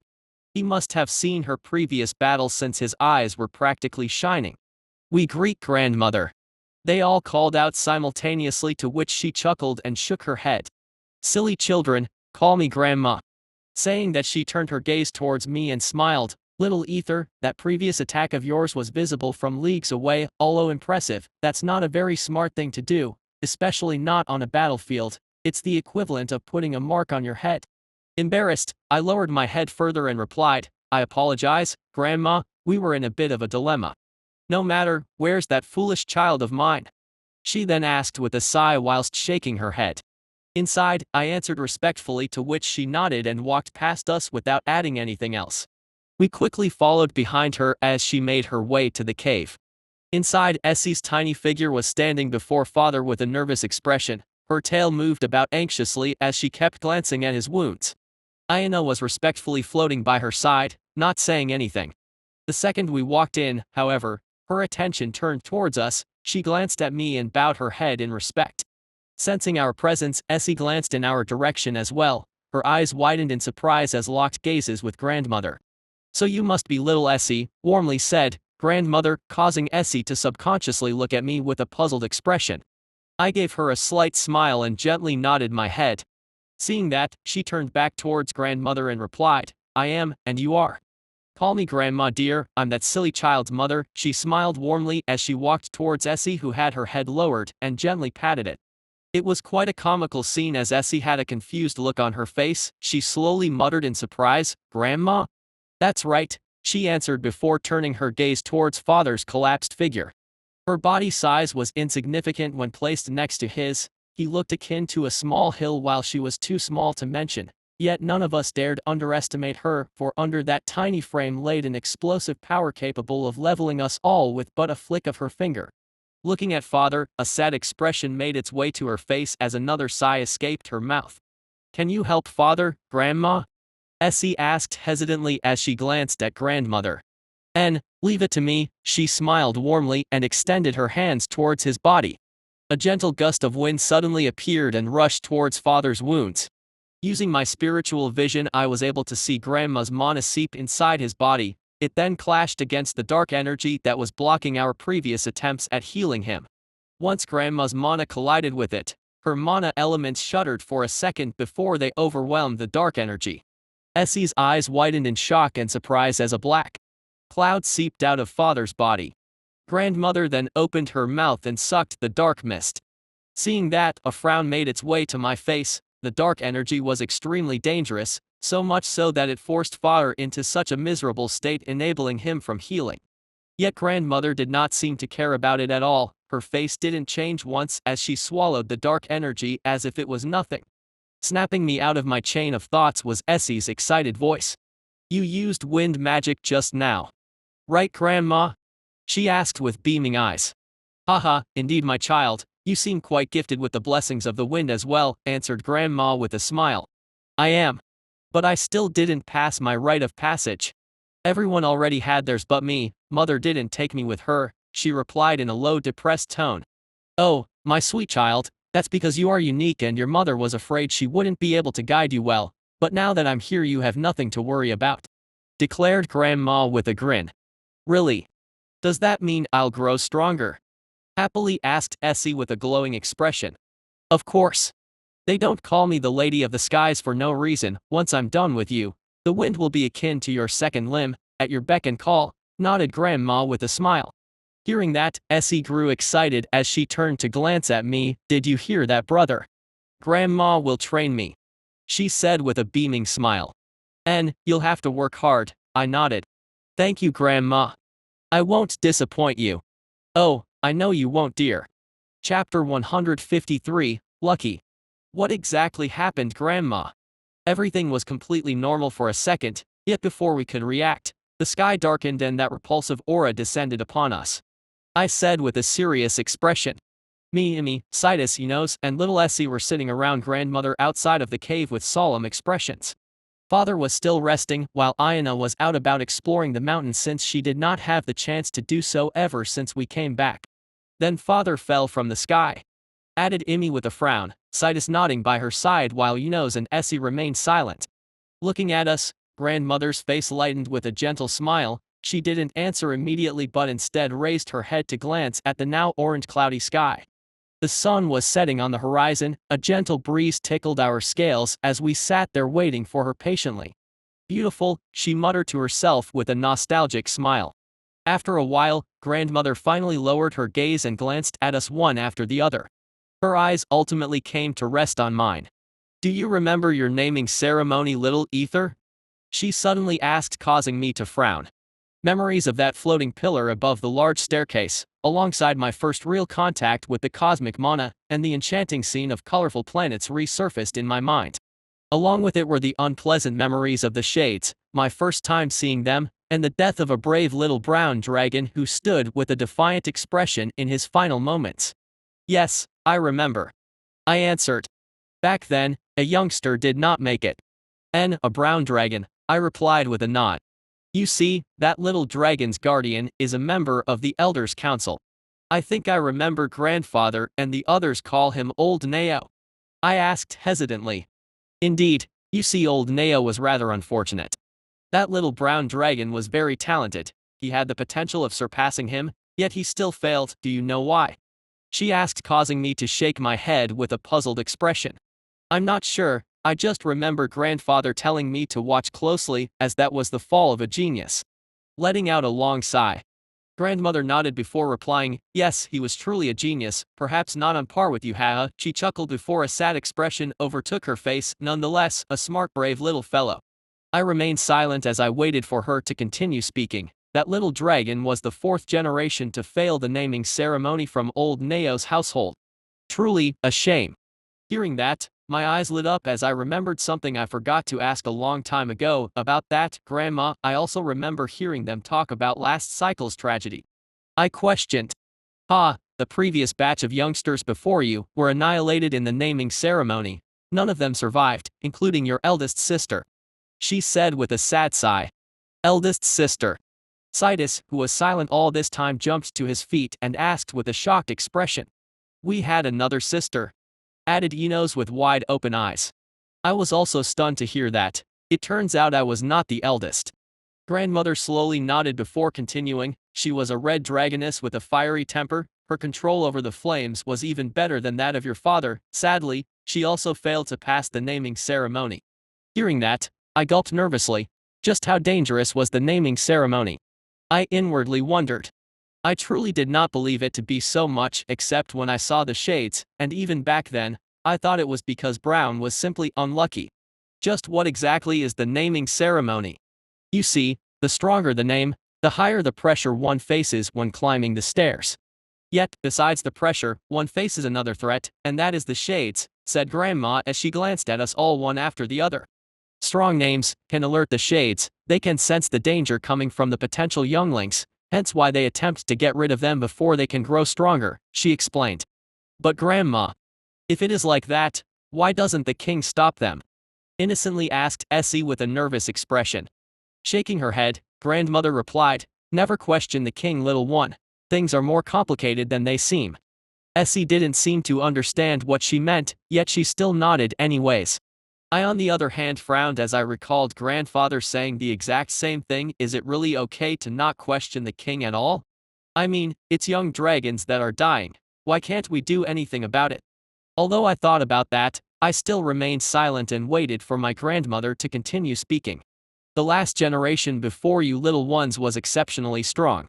All of the elder families had strong representatives capable of surpassing us old fellows, yet perhaps because that calamity striked, and the shades made their move, no one survived. That's the tragedy of the last cycle," solemnly said grandmother. A heavy silence descended as no one spoke a word. After a while, Imi was the one to break it as she asked with a grave tone, "Is that why there are few dragons with pillars of existence?" Glancing at her, grandmother smiled before answering, "You are a smart little one. Indeed, I don't know if the king has blessed our family, or if this is a curse of sorts, but for some reason, 3 of the 4 pillars of existence appeared amongst us. Grandmother then turned her gaze towards me and spoke with a warm tone, "Since little Ether has passed the naming ceremony, you all are spared from it. He could be considered as a shield that protected you from potential danger. Had he failed, the second eldest would have taken his place, and so on." Everyone then turned to look at me with a mixture of expressions. Essie swiftly hopped on top of my head and snuggled closer between my horns. The reason the pillars of existence are extremely rare is the fact that none of them survive past their naming ceremony. Little Ether was blessed by the cosmic mana, which might have shielded him from the prying gaze of the shades, enabling him to easily pass the test. "He was lucky," she said with a warm smile as she gazed at me. I didn't know how to react hearing all of this. My heart sank in my chest as I recalled everything. I was too cocky. Although I never thought too much about it, I always felt myself to be special. I didn't admit it, but it felt great to be praised as a genius by my family. It felt great to be depended on by my little siblings. But I never quite understood the seriousness of it all, just how close I really was to death. And hearing grandmother call me lucky, and how countless so-called special dragons passed away before me, made me think I really am just lucky. Chapter 154, I hate it. "Don't look so down, little Ether. Luck can be counted as part of your strength," she said with a smile before muttering under her breath, "Heaven knows we need it." The others didn't seem to have heard what she said, but I did. Just what did she mean by that? I wondered. "Still, Grandma, what does all of this have to do with what happened to Father?" asked Enos with a frown, causing me to turn my gaze towards her. "Patience, my child," she chucked. "You see, old Neo didn't take the death of his descendant easily. He was, unfit to continue his duties due to the rage bubbling inside of him, and so it was agreed that your father will take his place while old Neo would go for a raid to let off some steam," she explained with a sigh. "A raid?" This time, it was Essie who asked with a confused look on her face. Glancing at her, I took the initiative to reply, "That's when dragons are the ones doing the attacking against the realms under the control of the shades." Hearing that, my grandmother nodded in confirmation. "So they switched places. Father took over the elder's role, while he went raiding?" Emmy asked with an enlightened look. "Yes, your father was the one in charge of the raids. His strength is comparable to us old-timers, yet when it came to this particular task, grandmother sighed with a sad expression. Did the role Father took over have anything to do with that abomination that tried to invade us?" I asked with a frown. Nodding, grandmother continued, "Yes, the task was to help maintain the seal that prevented him from getting inside our plane. But something went wrong," muttered Sidus. "Yes, although your father is strong, that bastard focused all of his attention on him and managed to make a tiny opening. Things just escalated from there," she explained as another long sigh escaped her lips. My frown deepened as I heard that. A question quickly popped in my head. As if reading my mind, Emmy asked on cue, "I apologize if my question offends you, but what I don't understand is, from what we know, grandmother is even stronger than father. Wouldn't it be normal for you to fill the role of Elder Neo then instead of him?" "Exactly, thank you, Emmy," I nodded approvingly at her question. This was exactly what has been bugging me. I witnessed grandmother forcing my father to the ground with but a thought. He was akin to a hopeless child in front of her, so why did she not take over Elder Neo's role? Better yet, why is she not with the elders? Faced with Emmy's question, grandmother's face slightly shifted as a troubled expression took over her face. "My situation is a bit complicated, my child," she said. We all remained silent, waiting for her to continue her explanation. I have been kicked from the council a long time ago," she said with a bitter smile. My eyes widened slightly at the sudden news. Grandma was kicked from the council. Why? What did she do exactly? Is that why she was late to the battle? But then again, why was she covered in blood before coming here?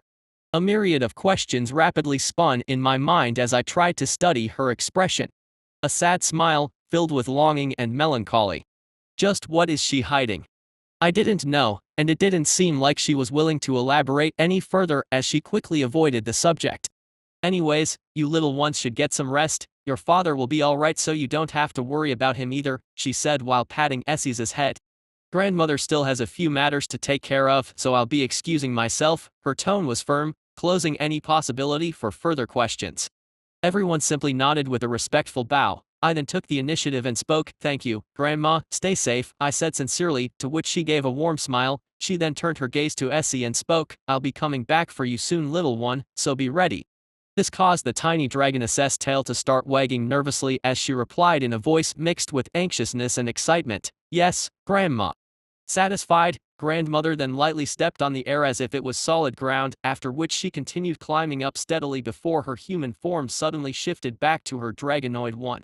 Before leaving, she glanced at us for a final time and then shot into the distance. Her form rapidly disappeared across the horizon. None of us said a word for a while as we simply stood there watching her leave. "I'll go check on Father." Essie was the one who broke the silence with her excited voice. "On," I nodded. Soon only me, Citus, Emmy, and Enos were left behind. "Grandmother is hiding something," said Emmy. "That doesn't matter, she is our grandmother and an elder, it's only natural for her to have secrets," answered Citus with a frown. "I know, but this didn't sound like a normal secret, I mean kicked out of the council," Emmy added. "Are you doubting your own family?" glared Citus. "No, you idiot, I'm just questioning things like a normal dragon would," she retaliated. "That sounds like distrusting to me." "Enough," suddenly shouted, surprising me before he asked me, "What do you think, brother?" Taking a deep breath, I slowly replied, "I don't want to doubt Grandmother, for she has no reason to lie to us, besides, we just saw her fight against those bastards. So no, I don't want, nor do I doubt her. Still, it is true that she's hiding something from us. What is that thing? I'm not sure, but I don't think it's anything we should be concerned about. For now, our number one priority is to get stronger," I said while eyeing the trio. "You guys have seen that battle, that was something we were unqualified to join, something beyond us. We had to sit back helplessly while waiting for everything to finish." I took another deep breath and shook my head before continuing. "I don't know about you guys, but I hated it. I hated that feeling of uselessness, that feeling of being powerless." Enos was the one to say that as I silently nodded. "I hate it," he added. "I hate it," Emmy cried out after him. "I hate it." Citus followed. "I hate it," I said with a bitter smile. Chapter 155, Departure. A week or so has passed since the battle against the Shade Invaders has concluded and Grandmother departed. Emmy and Citus had surprisingly ended up putting their differences aside and left for the southern region, venturing deep into the land of the tainted. Their reason, according to them, was that feeling of helplessness, that feeling of weakness during the previous fight.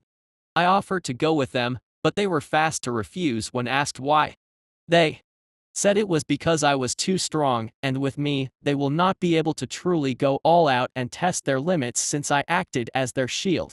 I was honestly quite saddened that my cute little siblings had grown so much that they no longer needed me to protect them.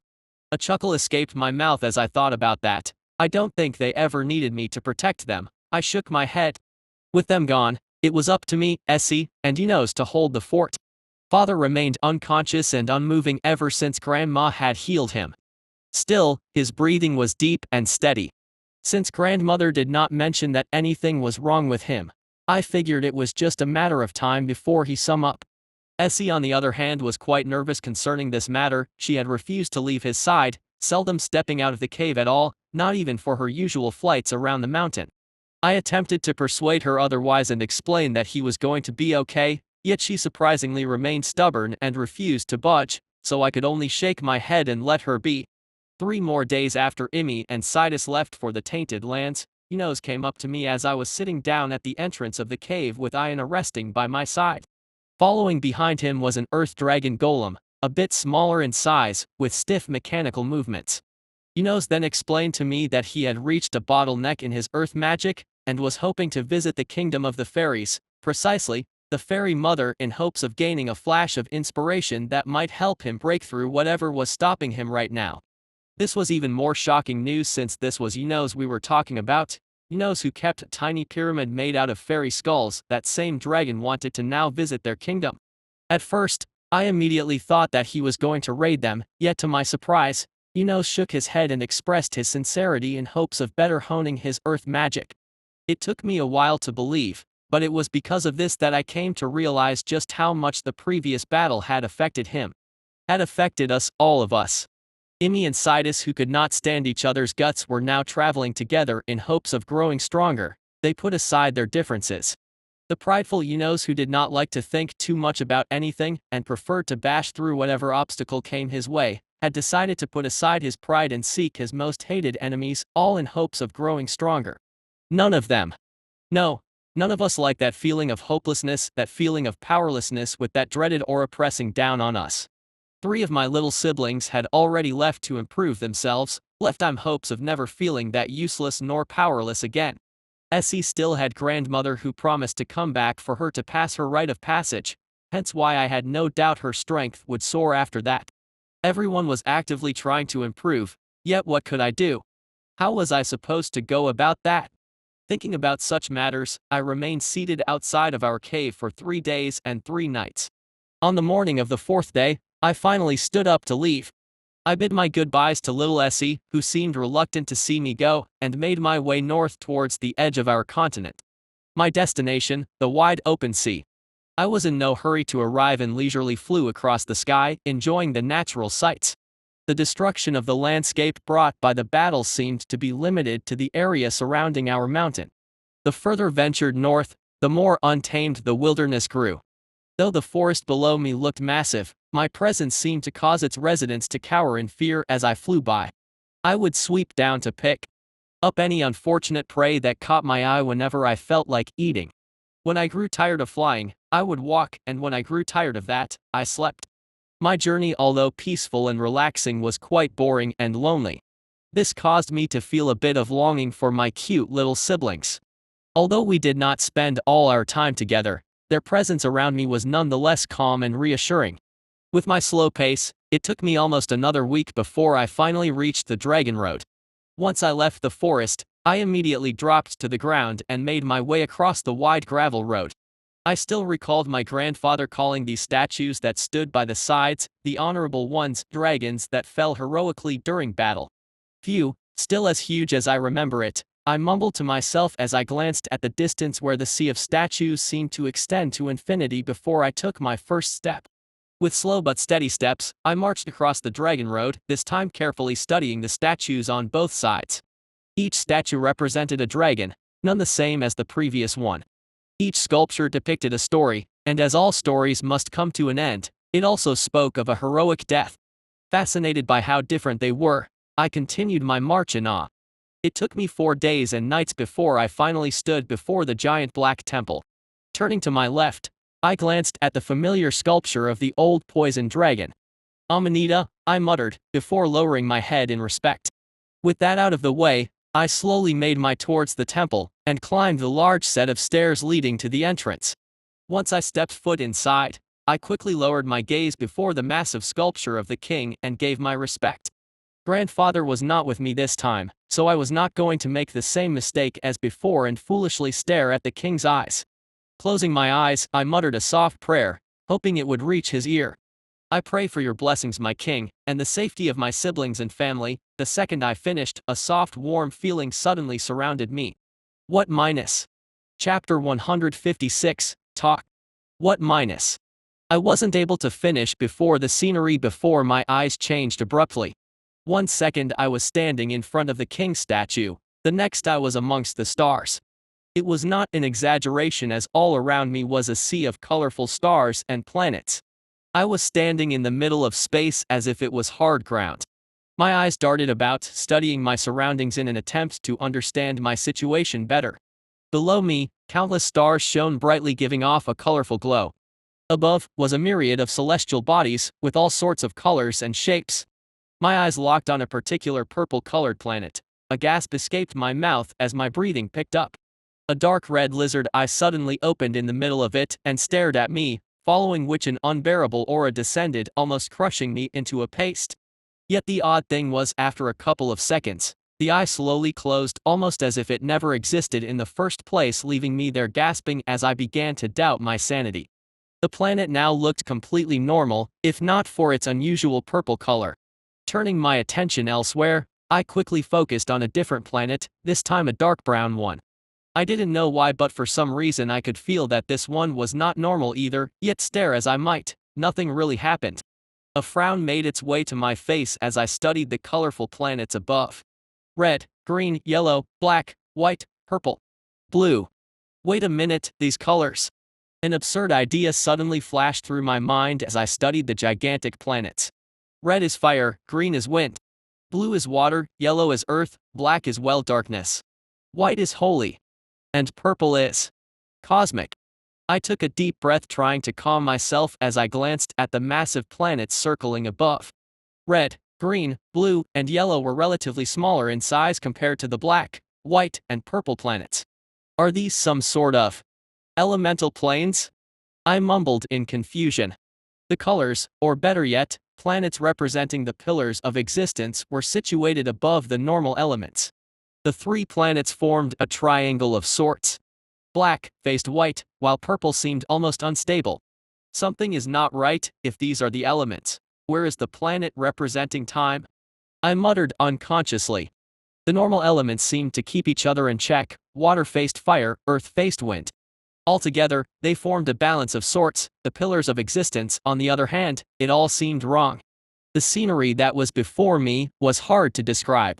The sheer scale of everything was far beyond me. I was insignificant before it all, not even comparable to an ant in size. Everything was simply too vast. Just then, my mouth opened in shock and disbelief as the figure of a dragon swimming above the planets appeared.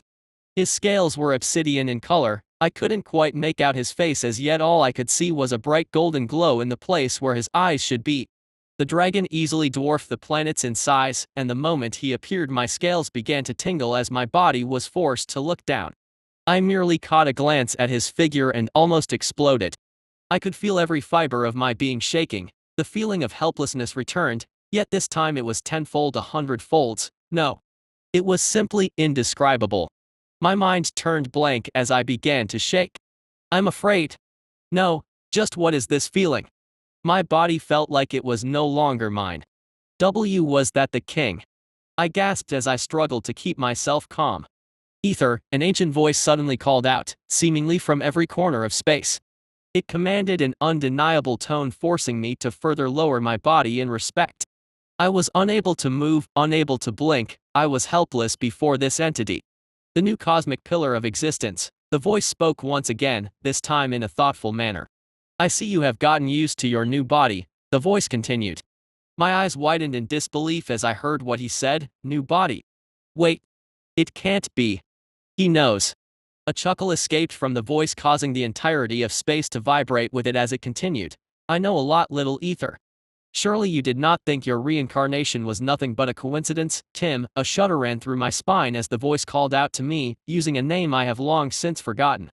Why you minus I couldn't muster the words as my body was forced to stay down. All I could see was the sea of shining stars glittering a distance away.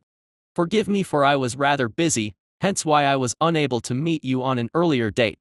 Still, I believe you did quite fine by yourself, said the voice with another chuckle. Who are you? I forced myself to ask. Although I couldn't see him, I could still sense his eyes on me. It was an unpleasant gaze that made me feel like I had no secrets I could keep from him. Fee, you already know who I am. You prayed for me after all. The king. I have been called many names, but yes, I suppose that is what you would know me as. What is this place? Why am I here? And how do you know about my reincarnation? I cried out the last part in a panic-filled voice. One question at a time, little one. Technically, you are not here. I merely summoned your projection. Had I chosen to bring you, you would have already been dead by now, said the king in an almost indifferent tone. I don't understand. I softly muttered. Nothing made sense anymore. All in due time, little one. I brought you here so I can have a good look at you. Since we did not have a good chance before, you continue doing what you were planning to do, head to the sea. That's a good start, though I would recommend you begin with mastering your lightning magic. I'm sure it will come in handy, he said. Lightning. Wait. You didn't explain. How do you know about my reincarnation? Was it you? Did I come here because of you? I cried out. Me. Ha ha ha. His laugh reverberated throughout the space, causing me to close my eyes and cover my ears as I winced in pain. No, little one, that was all because of you. Me. But how? Not letting me finish, The king quickly interrupted me and spoke. "I'm afraid we don't have much time. It was good seeing you," he said, and for a moment I could swear I sensed sadness in his voice. Yet before I could say anything, the world suddenly blinked back to normal, and I once again found myself kneeling before the king's statue inside the temple as if nothing had ever happened. What in all hells? Chapter 157, Lightning. Stepping out of the temple, my mind was in disarray as I thought back to my meeting with the king. He knew of my reincarnation. Hell, he even knew of my old name. A shiver ran down my spine as I thought of that. It made me feel as if I had no secrets I could hide before him. And then was the whole teleportation to that strange realm. Was it his soul space?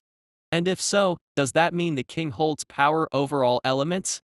Maybe not all, I inwardly noted as I recalled the missing time element with a frown.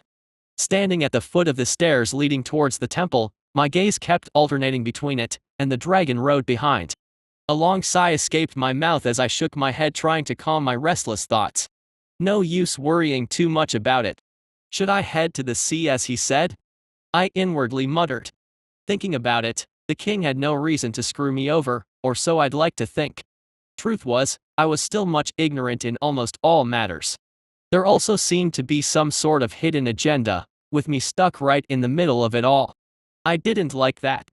The feeling of not being in control over my own life caused my stomach to twist and churn.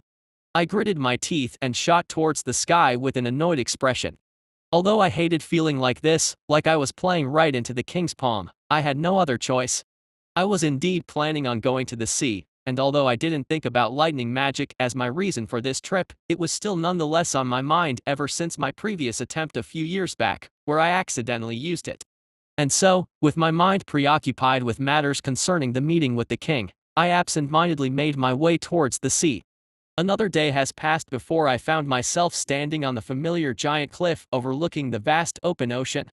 The salty breeze assaulted my nostrils as the sea song of the waves crashing against the cliff soothed me. Raising my head, I glanced at the squabbling seagulls flying overhead with a smile.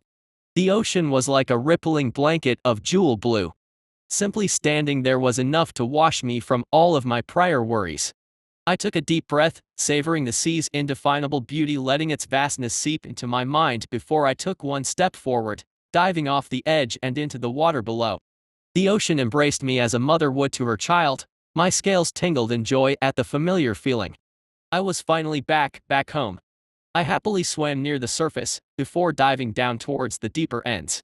The water mana in my surroundings seemed playful as it caressed my scales, causing a smile to subconsciously make its way to my face.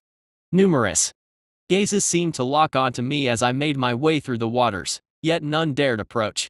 I didn't care much about my hidden stalkers and instead chose to enjoy myself.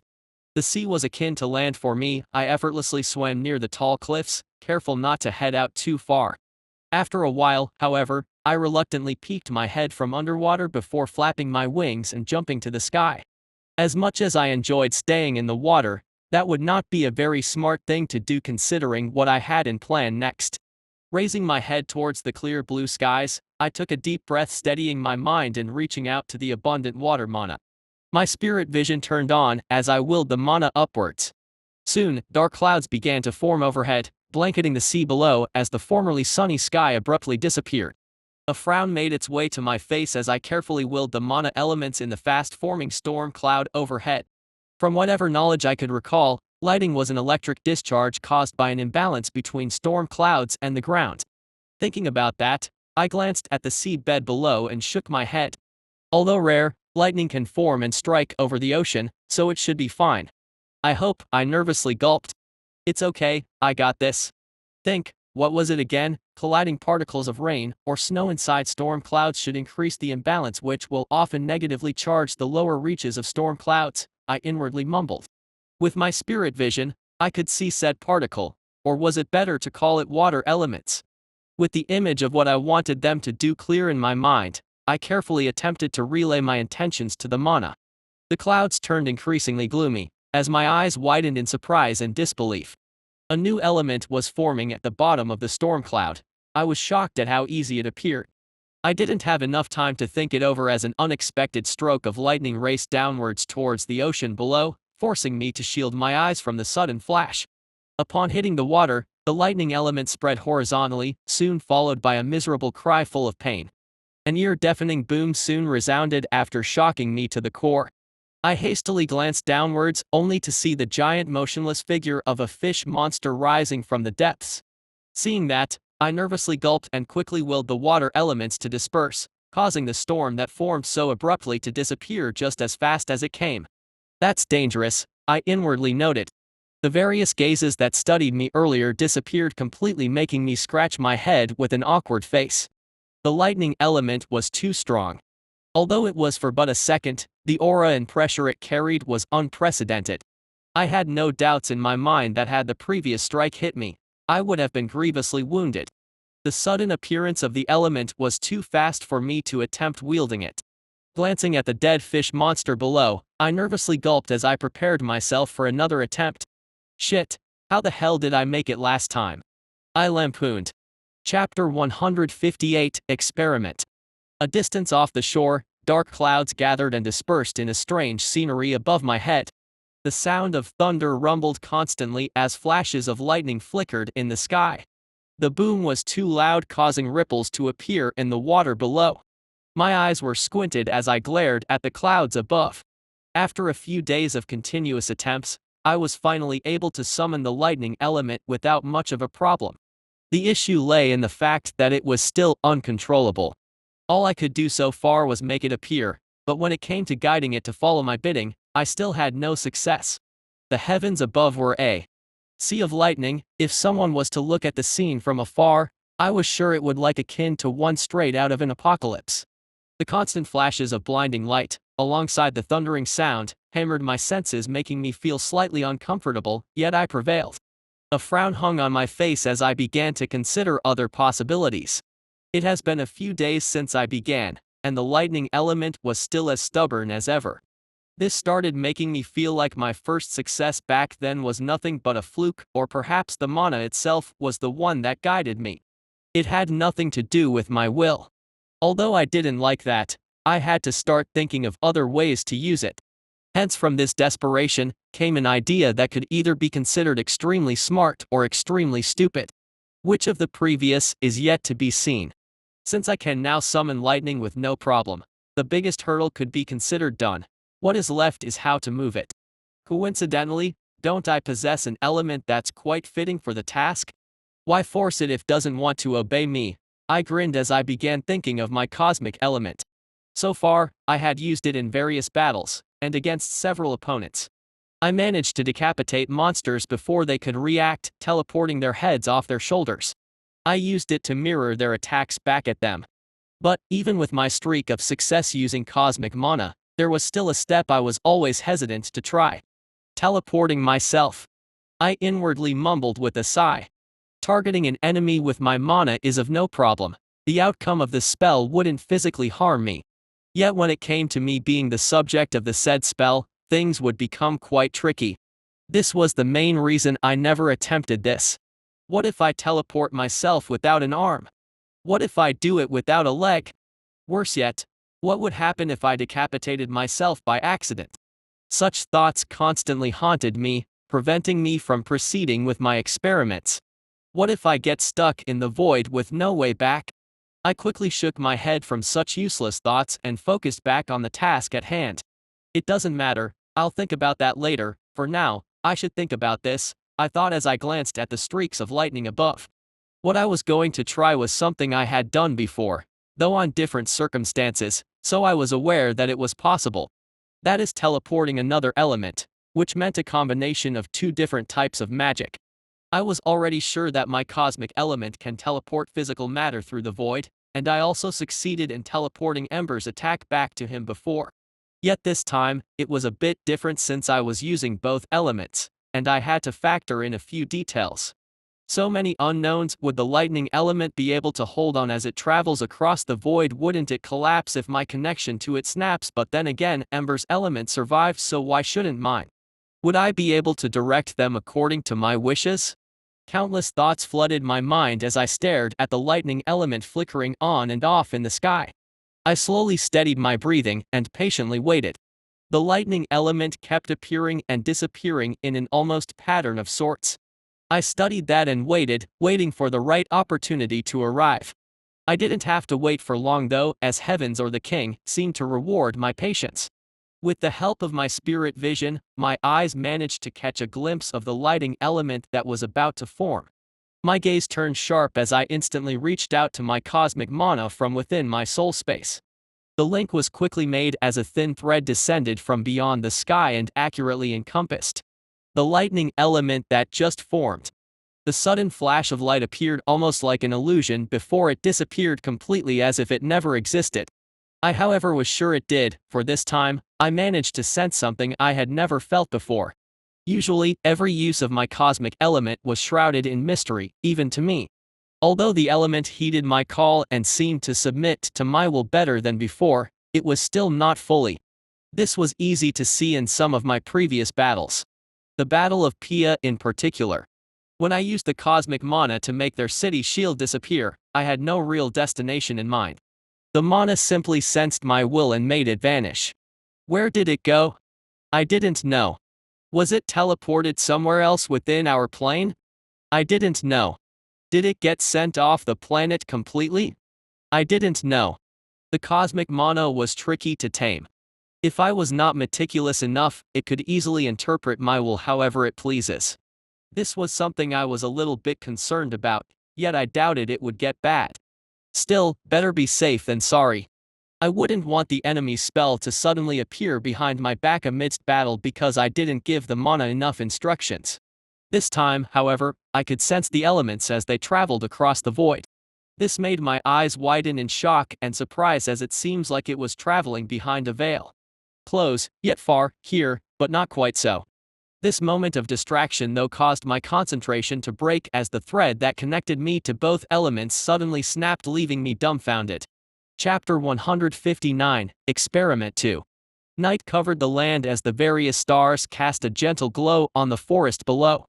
I lay on a soft patch of grass gazing at the moon and stars. Floating on top of my extended palm was an orb of water mana. It spun counterclockwise, constantly shrinking and expanding. My mind was not with the orb, but instead, it was full of various thoughts regarding my earlier experiment. My attempt at wielding lightning magic could be considered somewhat successful. Although I could not fully influence it, with the help of cosmic mana, I could at least direct it wherever I want. It was good progress if I say so myself. Still, the part that intrigued me was none other than the one concerning my cosmic element. For the first time since I acquired it, I was finally able to track it down as it disappeared within the void. I didn't know whether it was because of the lightning element, or some other hidden factor, but the fact remained. I was able to see its trajectory as it made its way across the void. It was almost instantaneous, appearing almost as if it was teleportation. Perhaps it could be considered as such as I lacked the fundamental knowledge on how that worked in the first place. Still, it was quite an interesting sight. I always thought the cosmic element disappears amongst the stars. So whenever I will it to make something go away, I always assumed that it would do so by sending it somewhere outside of the planet. I don't know how I came to this conclusion in particular. Perhaps it was from how the element always seemed to descend from within the stars, never from the plane itself, or maybe it came from my shallow knowledge of it, as I instantly assumed cosmic to equal the stars and cosmos. Still, my earlier experiment proved to me that there was much more to it than I had thought. The cosmic mana seemed to travel through another plane of existence, something present but not quite there. I wasn't sure myself, but if I had to compare it to something, then I suppose it looked like it traveled across an astral plane, one that seemed to mirror our own. Hence why I never managed to track it down before. This astral plane was hidden from normal sight. Hell, it was hidden from my spirit vision as well. The only reason I managed to catch a glimpse of it was thanks to the thread that connected me to the lightning element. Was this part of the king's plan? Did he tell me to try acquiring lighting knowing that this would happen? I thought with a frown. But why? Is this astral plane somewhat special for me? Or perhaps for him? I mumbled as my frown deepened. The water orb burst and disappeared as if it never existed. A long sigh escaped my mouth as I quickly shook my head. Am I overthinking everything? I wondered. Ever since my talk with grandmother, I tried to think more about everything, about my actions, and about possible consequences. Perhaps the king didn't have any sort of hidden agenda, then again maybe he does. Overall, nothing truly mattered at the moment since I had no strength to change it. My best bet was to be careful. Thinking about all of this made me want to drop learning to control lighting altogether. Still, I refrained from doing so, my curiosity getting the better of me. The newly revealed astral plane fascinated me, as I grew interested in it. What was it exactly? Was it a parallel plane of sorts? Something similar to the one we currently live in? Or was it completely different? If so, what sort of life would I find over there? Was there any life in the first place? Did it have its own mana stream, or was it connected to ours?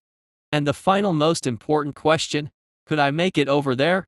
I had so many questions, so many things I wanted to try. Well, let's take it one step at a time, Ether, I mumbled with a slight chuckle. A yawn escaped my mouth as I stretched my limbs. The weather was pleasant, not hot and not cold. The gentle ocean breeze tickled my scales, making me feel comfortable. The forest around me was silent. The only sound was that of my rhythmic breathing. I lazily curled under a large tree, with my mind full of various experiments I could try. I slowly drifted into a blissful sleep. That night, I had a dream. Ether the dragon was standing face to face with a human figure. His face was blurred, making it hard for me to make his features. Deep down, however, I somehow knew. That figure was me, the old me. Both sides stood facing each other, one enormous, the other almost ant-like as it stood in front. No words were spoken as both stared at one another. The surroundings were completely dark, yet I had an unpleasant feeling of being watched. Number. My eyes blinked open as the sudden sun glare assaulted me.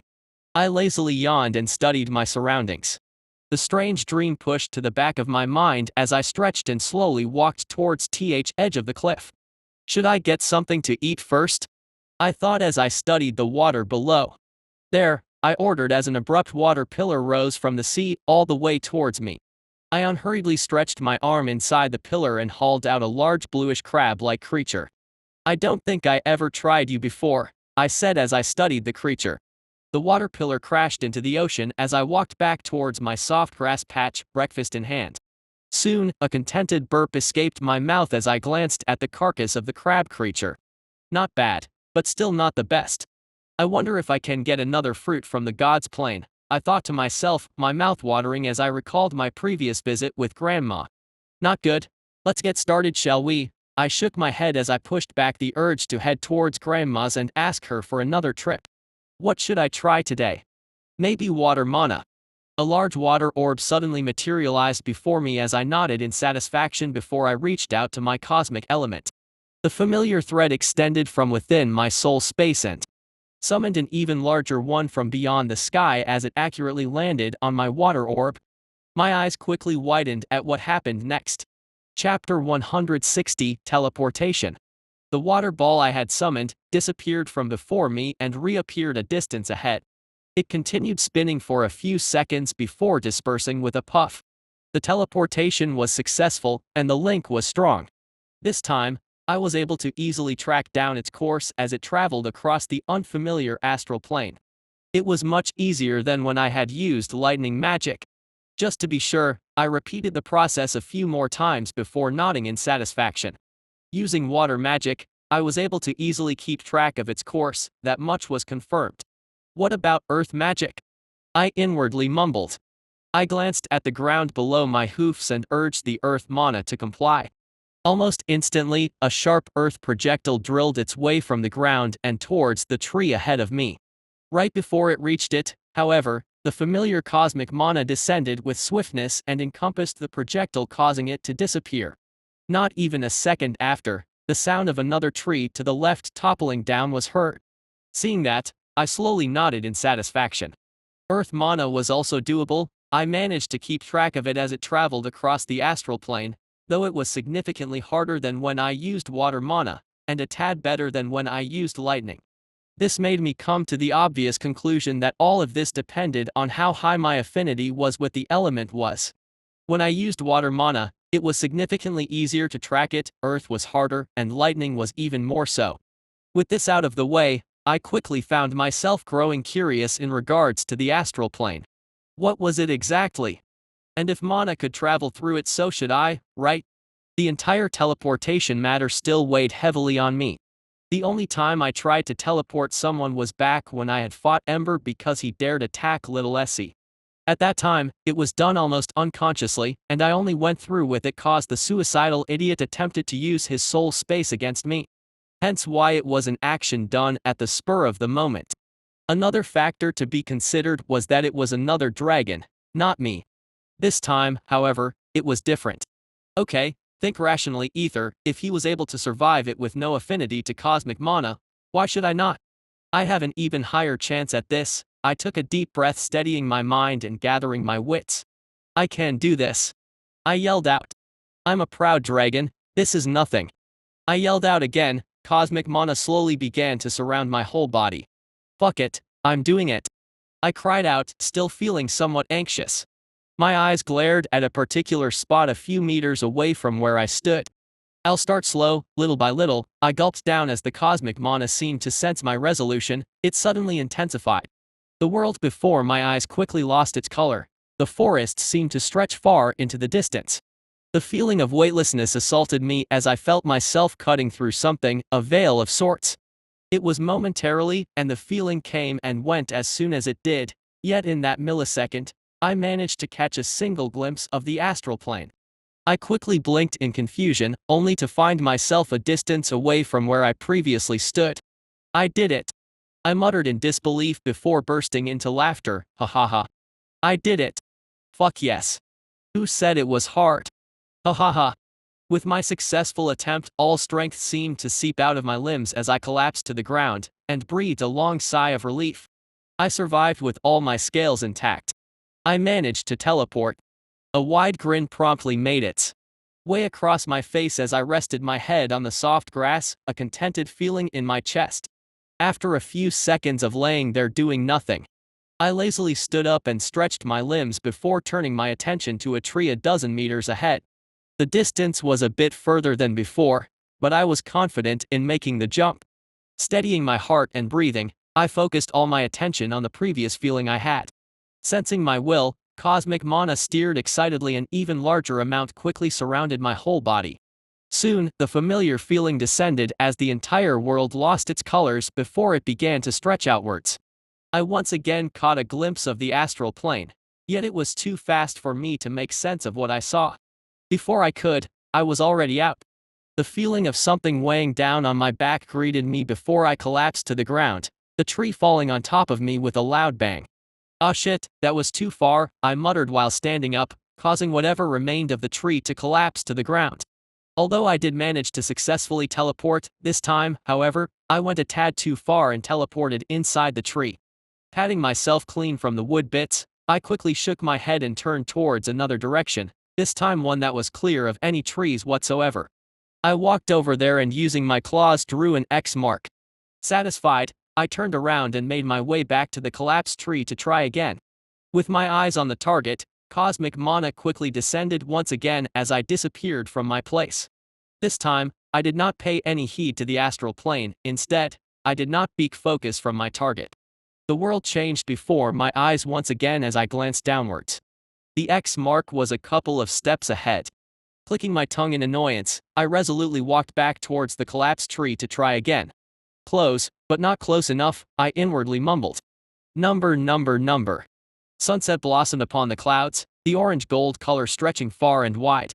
Sitting down on the edge of the cliff, I watched the sea, lost in the rhythmic percussion of waves on the rocks. My eyes were steady to the horizon as I thought back to my earlier teleportation attempts. Most of the trees before me were destroyed, the ground full of various crevices. If one was to stumble upon this scene, they would have without a doubt thought it to be the remains of an intense battlefield.